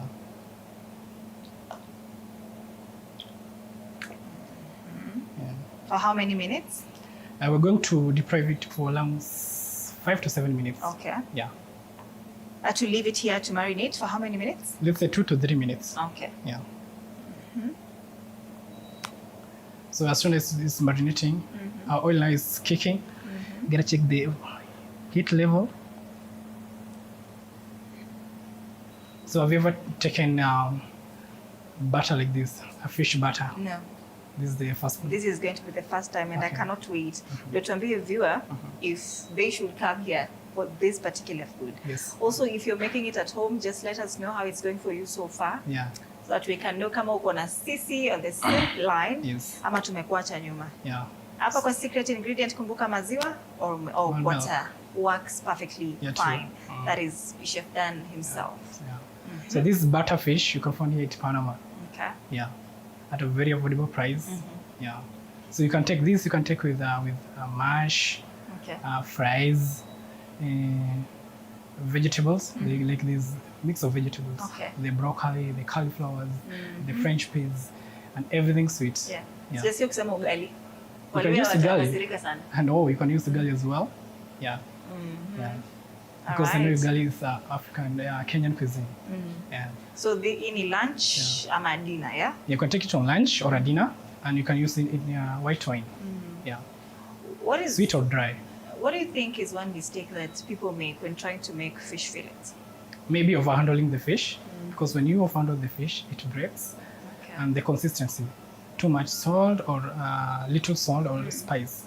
Okay. Yeah. So it's important to also be moderate. measure them. Yeah. Okay. At which quantity each? Do we put 2, 2, 2, or 2, 1, 1, or 2, 3, 3? And the ratio is 1:1. Ratio is 1:1 Yeah, for 1:1 each. for each. Okay. Yeah. And that comes in when we are trying to make this liquid where we used to marinate, right? Yeah. Okay. 1:1. Sawa sawa. Yeah. So now the marination has coated very well.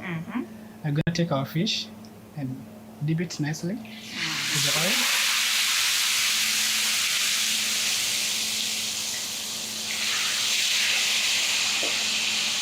See that this thing is now cooking. I take this? Yeah, take this one. Okay. So the fish is getting.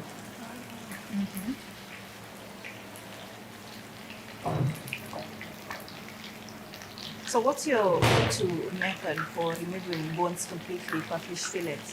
Because I understand that most don't have bones. Yeah, most don't have bones. Okay. But it's normally being processed. Okay. Yeah. Yeah. Most of them come boneless? Yeah, they come boneless. All right. Yeah. Looks so nice already. Smells so nice as well. Yes. So how different is this from the normal fish? So for the normal fish and this one, there's difference because for this one we're using butter, strong flour, paprika, onion powder, and white pepper as well. Yeah. So the all herbs infuses the aroma. Okay. Yeah, and make it sound sweet. This is now Panama style. All right. You cannot find anywhere else. Yeah. So we can let it cook for about 5 to 7 minutes to ensure that it's cooked properly. So would you say that for the normal fish, Yeah. if you use these ingredients that are here, tutakuwa tunapoteza the real taste ya fish? Yeah, at Ama times. we can still use these spices? So for the work of the spices or those herbs, it is to infuse. Okay. And gives the taste because we want to maintain the taste of the fish. Yeah. All right. Yeah. So we are waiting for 7 minutes for 5 that. to 7 roughly. Okay. Yeah. It's already looking nice and golden brown. Yeah. What color are we going for? Golden. Golden. Yeah. Okay. And the color is golden. It's good to go. Okay. So how would I know that my fish fillets is fresh for cooking? When you see the color is turned from it's golden, Okay. shining golden. Now you can know that Before cooking. How do I know that this one is fresh? Iko sawa kabisa. the appearance. Okay. How does it look, the fresh one? The fresh one look white with a little bit pinkish. Okay. Yeah. When you see that feature, you know that your fish is fresh. Right. Yeah. So now it's cooking. So today we're gonna test this butterfish here in Panama. Yeah. So how do you ensure it turns out also crispy? Because I know it's a turn out crispy from what I'm seeing. Yeah. How do you ensure that it comes out like that? You regulate the heat and you monitor. And back then, the ingredients also matter. Yeah. When you put a lot of ingredients, when it burns, it makes it tougher. Yeah. So you must, as I told you earlier, the ratio is 1:1. When you put the ratio 1:1, everything will be stable. Yeah. So this strong flour plays a very vital role in Yeah, making it crunchy. to bind these all ingredients together. Yeah, because remember we said that for people who do not want to use these spices, they can use this flour as well as this sea salt. Yeah, for flour and salt, and water or milk for someone who is diabetic. Okay. Yeah. All right. Yeah. So if you're sick, there's also an option for you. Yeah. Water and milk Yeah. works perfectly fine. Yeah. And give me the plates. All right. This one? Yeah. Okay. I just put it over here. As you see, the color is golden. Looks so nice. Yeah. This shows that the fish is ready. Okay. Our butterfish is ready. This is in Panama. Make sure to come and give it a taste. Yeah.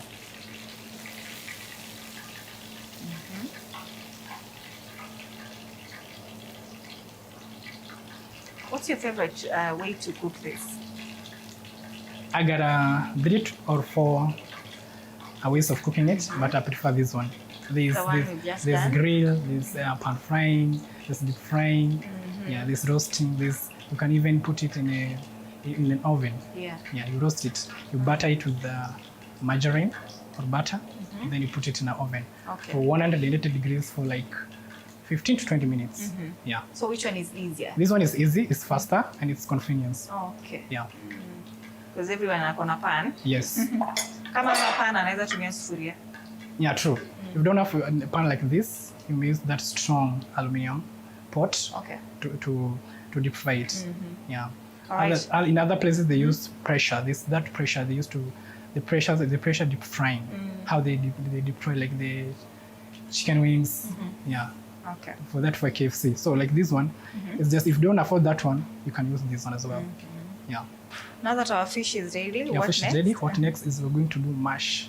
Have you ever tasted mash? Of course. Yeah. So in Panama, we make our own potato mash with peas, some sweet corn. Okay. But sometimes sweet corn is optional.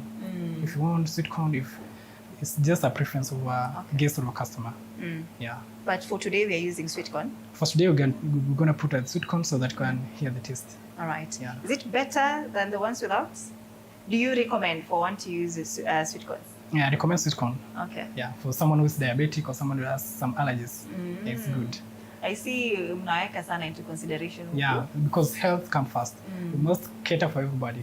Yeah. Yeah. Okay. Yes. So maybe take us through the second step. So we're done with our fish butter. Okay. We want to do now the mash. Are you excited? Very much excited. Okay, let's do this. tuone pia Panama style. Maybe Panama it's different style. from what we do at home. Yeah. So that's what we're here for. If you want very good, give me this pan. If you want very this one? nice experience, Okay. come and check us on Panama. We got everything for you. So the pan is here. Make sure the pan is hot. Okay. Yeah. So what's the best seasoning or marinade that you would recommend for a fish fillet? The best, ile yako kabisa, the one that you can really bank on. Yeah. Which one is that? So for me, the best one is this method that I've shown you right here. A little bit of white pepper, onion powder, paprika, salt, a little bit of oregano. Yeah. That's So, the best. Umesema A strong flour. mtu asimiss yoyote out Yeah. of this. At least you have 2 to 3 ingredients. Usimisi yote. 2 to 3. Yeah. Give us the 2, 3 best. 2 to 3 best. White pepper, paprika, salt for taste. Alright. Yeah. Sawa. Yes. Okay, so steps. You said this one we will be using it for this mashed. So for mashed potato. So my mashed potato, I normally make them prior and chill them so that they can remain fresh. Okay. Yeah. Okay. So it's basically, maybe I can just take you through how I make this my own mash. Just the potatoes, you cut it lengthwise, and then you boil it with a little bit of salt, butter, and you may add as well if milk, but it's not necessary. It's just optional. Okay. Yeah. So the pan is hot. Oil in first. This is butter. Okay. Why butter? Why not cooking oil? Cooking oil, because we want to get that taste. Yeah, you cannot use the cooking oil. Yeah. All right. Yeah. So this is green peas. Okay. First in first. Green peas first. First. All right. Yeah. Then you toast it. Are onions an option? Onions, I'll put them later. Okay. Yeah, because when I put them right now, they will die. Yeah. Yeah.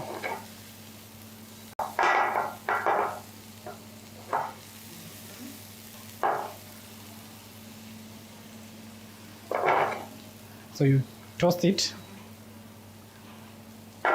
like 30 to 40 seconds. Then you add your corn.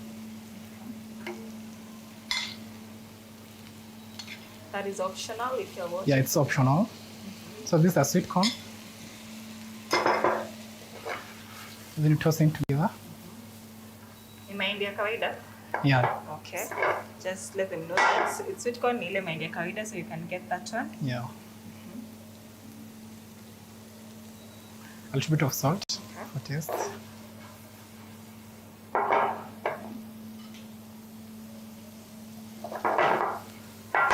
They're already pre-cooked. Yeah, they're already pre-cooked. Okay. You must steam them in very hot water with bicarbonate and salt.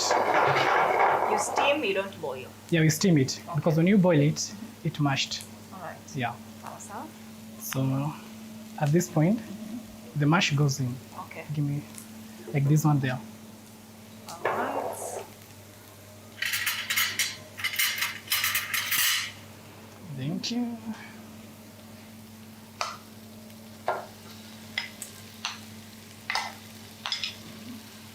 So you're gonna put your mash, just spoonful, and then mix them together.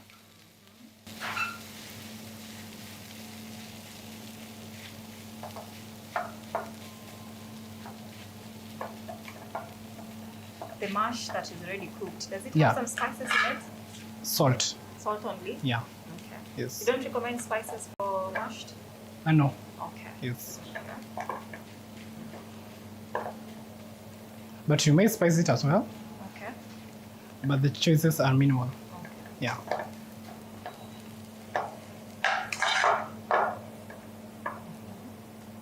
So make sure you mash it all over so that you bind together the peas, the sweet corn, and the potatoes. It smells so nice already. Yeah, you can smell. Wow.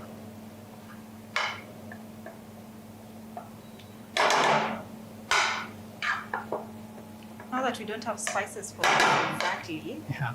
where's the aroma coming from? Okay, the aroma comes from the sweet corn Okay. because our sweet corn is canned. Actually, it's imported. Yeah. Okay. Yes. So when the sweet corn infuses with the pea, it produces the aroma. Okay. Yeah, the agave aroma. Yeah. So at this point, so this is chive. Okay. I'm gonna sprinkle my chives. Yeah. In simple language, what is it? Spring onion. Oh, spring onion. But these are baby spring onion. Okay.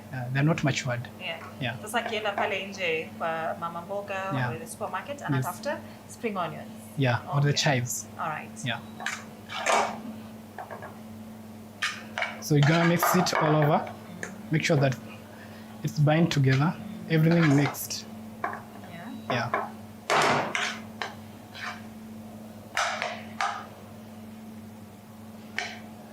So you want to do this to two to 3 minutes. Okay. Yeah. Until Just everything stirring? binds. Just turning and just mashing it together. Okay. Yeah. So at this point it's ready. All right. Maybe you can give it a test. Try to press it and feel it. Okay. Yeah. Interesting. And you feel interesting, Yeah. right? Hapa lazima pia ukuwe na nguvu. Yeah. Okay. It needs practice. If it's not stirred, can yeah. it stick to the pan? No, you cannot. Okay. Yeah. So this is our own Panama style. Okay. So if you're out there, you want to come here and spend a good time with us, you're going to get this one as a reward. Okay. Yeah. Interesting. Yeah. Hi. So how's your experience so far in Panama?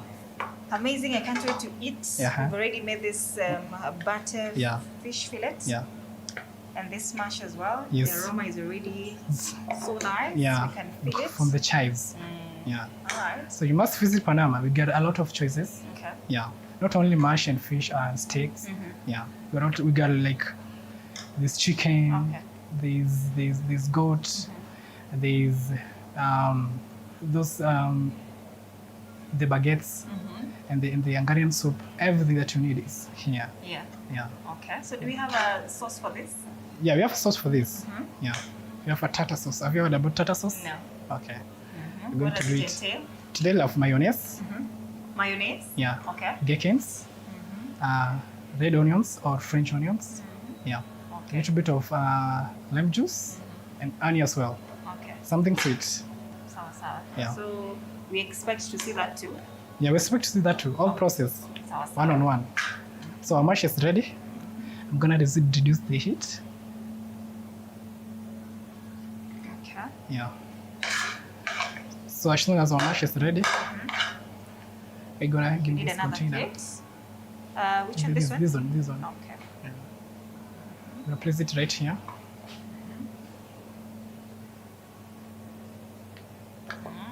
Yeah. And mold it nicely. Okay. Yeah. So this is Panama style. Yeah. Panama mash. So you want to put it aside? How about here? Yeah, right there. Okay. Yeah.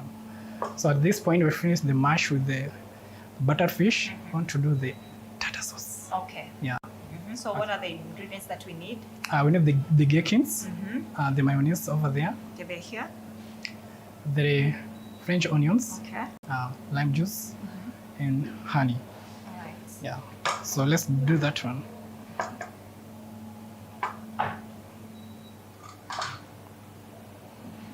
What do you need? Transfer this over there. And this one as well. All right. This one as well. You need a very huge working space. Yeah. Okay. Very nice working space.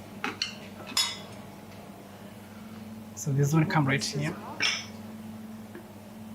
Let me come this way. So this is gherkin. Okay. Simply this is the baby cucumber. Okay. Unmature baby cucumber. Okay. Yeah. So cut it nicely Why is it not green? because of the preservation. Yeah. So how do you preserve it? You preserve it with the can using sodium carbonate. Okay. Yeah. For about how many days do we have to leave it for preservation? Maybe let's say for 30 to 40 days. 30 to 40 days. Yeah, for it to mature. That is or 28 days roughly. 1 month. 1 month full straight. Okay. Yeah. So we're gonna chop it very nicely. How long does it take to make this? Roughly 2 to 3 minutes. Yeah. Now that it has stayed for that long, about 1 month. Yeah. Is it sour? For it to stay for that long, Yeah. it's for its distinct flavor. Okay. The more it stay, the more it rips. Yeah. So that one is nice and good. Okay. So this is our mayonnaise. So all of this one, we put over here. Right. Just remind our viewer what you're making again. The So name of this everybody sauce. back there, we're making tartar sauce. It contains the mayonnaise, the gherkins, and French onions. Okay. Yeah, or red onions. All right. And a little bit of lemon juice and honey. Okay. So this one also go right in.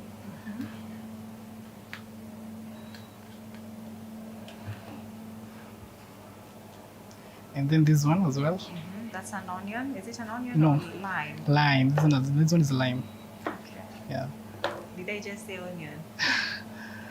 You're correct. So a bit of this one.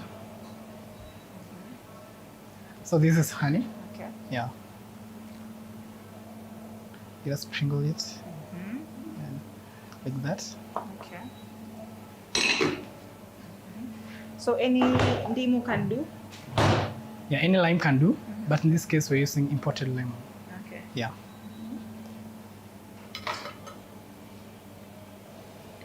What else do we need? Do we need to stir this? So we need to mix everything together. Yeah.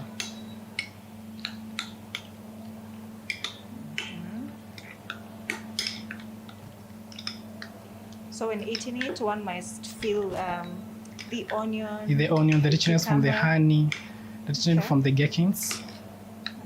Yeah. So less than 2 to 3 minutes, you're good to go. Okay.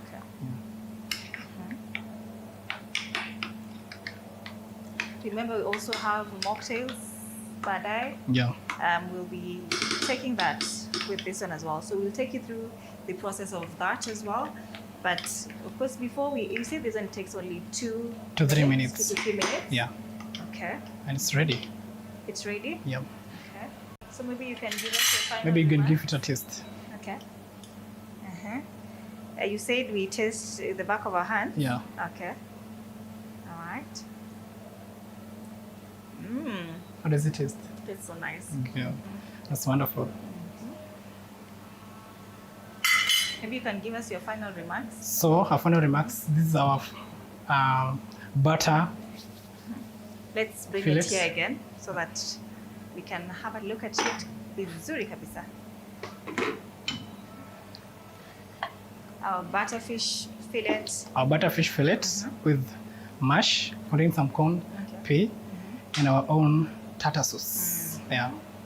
So this is all in Panama. So if you're driving somewhere, you want to break for lunch or a dinner date, this is the place to be. All right. Panama. Yeah. So right about now, let's go make that mocktail and then eat our food. Yes. Stay with us.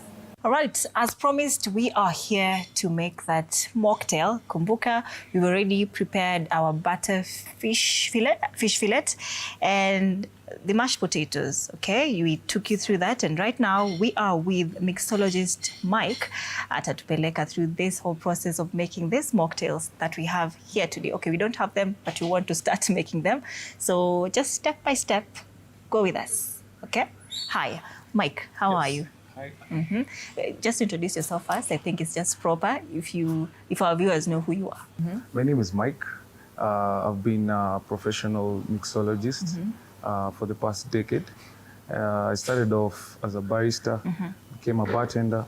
Right now, currently, I'm a mixologist and I'm also a trainer. I Yeah. train people. Mm. Yeah, so You know, when we talk about mixologists, and you've also mentioned pale nyuma you're also a barista, sometimes kuna mchanganyiko ya who a barista is and who a mixologist is, as well as mocktail and cocktail. So give us these differences first, of course, as we continue. Barista deals with coffees, like chai in short. Okay. Yeah, all those types of coffees, like shakes and all that. Then a bartender is actually more knowledgeable about beverages, from spirits to alcoholic and non-alcoholic beverages. Then a mixologist now deals with cocktails. Is more skillful. Mocktails. Making cocktails and mocktails. Okay. So mocktails are non-alcoholic drinks, and cocktails have got alcohol. Okay. Yeah. So whatever we're making today is not alcoholic. Yeah, purely at all. non-alcoholic. Yeah. Okay. So maybe you can start us off. Tell us what we have here that will now bring this to life, the mocktail. So, okay, with me, I do have very simple ingredients, and you can actually make them at home. So first of all, you need a few things. You need some tools. This is a shaker. Okay. Yeah, so this is a shaker. You can have this. And then, of course, you have a bar, spoon. Okay. You have a muddler, a strainer, a knife, of course, to cut off your fruits. Okay. And then this is just a tongue you can use to scoop ice with it. Then the two simple main ingredients that you need. You need lime juice. Okay. Yeah, this lime juice is inside there. Then we also need sugar syrup. So a well-balanced cocktail has to have a sweet and a sour taste, so that it balances. Yeah. So how do you balance that sweetness and that sourness? At what ratio? So, of course, I forgot to mention, you have to have a tot measure or a jigger. So this one is a 60 ml, and this one is a 30 ml. Okay. So depending on how well you want to balance your cocktail, so you have to have this. You have to measure your pours. Yes. So, what is the first step? So the first step, so I'm going to make you a very simple mocktail. Okay. Yeah. So, of course, I'm going to use my fancy martini glass. Then I'll take my shaker. Okay. Now, I have here is pineapple juice. So I'll measure 60 mLs. All right. Must it be only pineapple juice? No. Depending on, people love different fruits. palettes. Yeah. Okay. You can use any available juice that you have at home. So, but today I'm just making something that one of my signature mocktails. Okay. Yeah. So that was pineapple juice. This one is cranberry juice. Okay. 60 ml as well. Then I'll take my lime juice. All right. That is 30 ml. Then sugar syrup to give it some sweetness. So after that, I'll use my ice.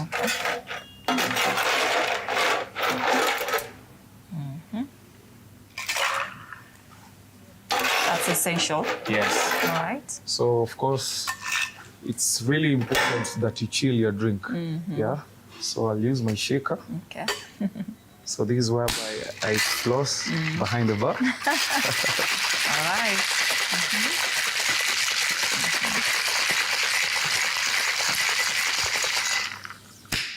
So to give it about 10 seconds of shaking, you'll notice that the shaker is a bit frozen, the outside. So it means it's ready and it's chilled. This is whereby I'll use my strainer. Okay. So I'm going to strain.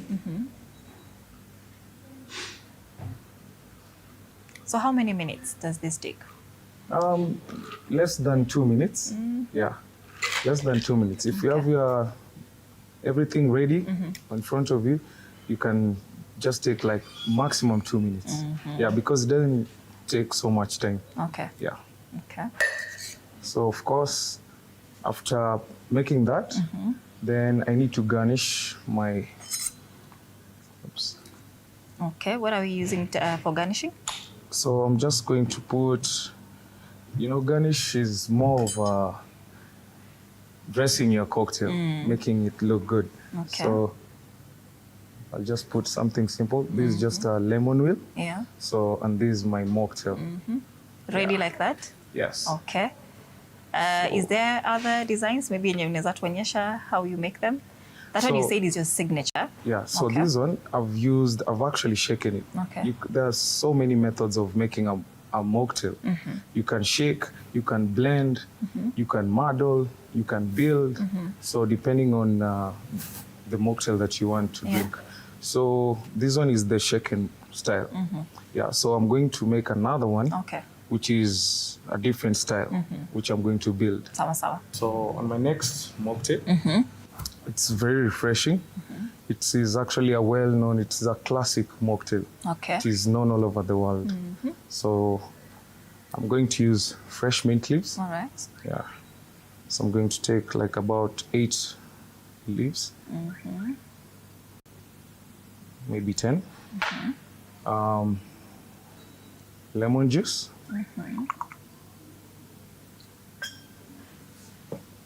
Then sugar syrup. Okay.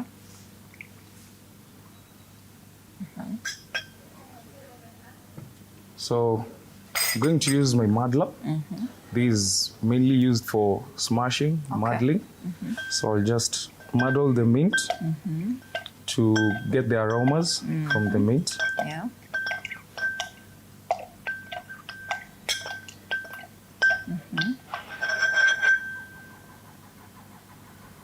After that, I'm just going to add some ice. Okay. Remember, like I said, a good mocktail should be well balanced. Yeah. So 30 mLs of sugar syrup, 30 mLs of lime juice. Then it has a top up. So in the top up, you can use like any juice or mostly because it's a classic one. Yeah. So this is the classic mocktail. It's known as a mojito.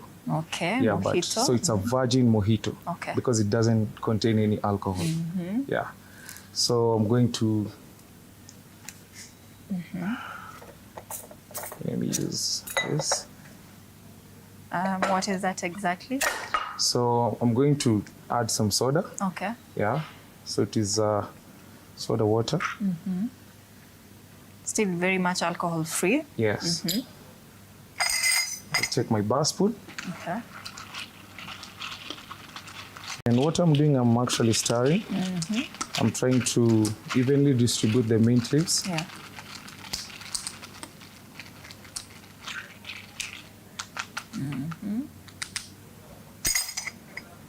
So after that, I'll just take my meat. Okay. Add put it- more. Yeah, just to garnish it. And then I can use my lemon wheel. All right. Then grab a straw. And boom, it's ready. Ready. So we've done 2 methods so far. Yeah. Is there another one? Yeah. We've done the shaking one. There's the shaking, this building. Okay. Yeah. Then we can also use a blender. That's why where you blend fresh fruits. Yeah. And you put the ingredients, the necessary ingredients that you want to use. Okay. Yeah, but for today, I'm just going to show you the 2. Yeah, so the shaken style, Yeah. this is the building. So what are some of the most essential ingredients that you will recommend for a mocktail? So when you're making actually your favorite mocktail at home, the 2 main ingredients that you must have is sugar syrup and lime juice. Okay. So that you can balance the flavors. So you can maybe use fresh mango, you can use strawberries. So depending with the availability of the ingredients that you have at home, you can just use those and then create your own mocktail. Yeah, amazing. All right, so maybe right now I can taste. Yeah, sure, Do we rate definitely. mixologist Mike? Definitely. Okay. Let me grab this. All right. Haina straw here? It's more fancy if you sip it with a glass. Oh, okay. But if you insist, I can give it a All straw. right, we'll use the glass, the more fancy. And maybe also the chef can bring our food as well, we taste. Ooh, amazing. Your food is ready. Thank you so much. This is our butterfish fillet. We have our mashed potatoes here as well, and also our sauce. All right, so maybe we can also taste. Are you ready? Okay. Let's see. Okay. Very soft.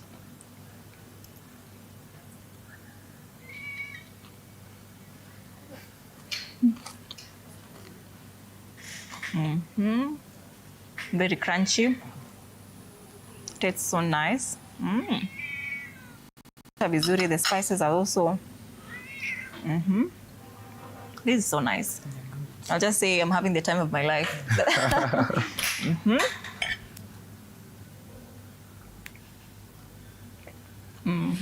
Perfect. You love it? Very much. Cheers. You're on top of the world. I'm on the top of the world, and this is on top of the world as well. So this mashed potato.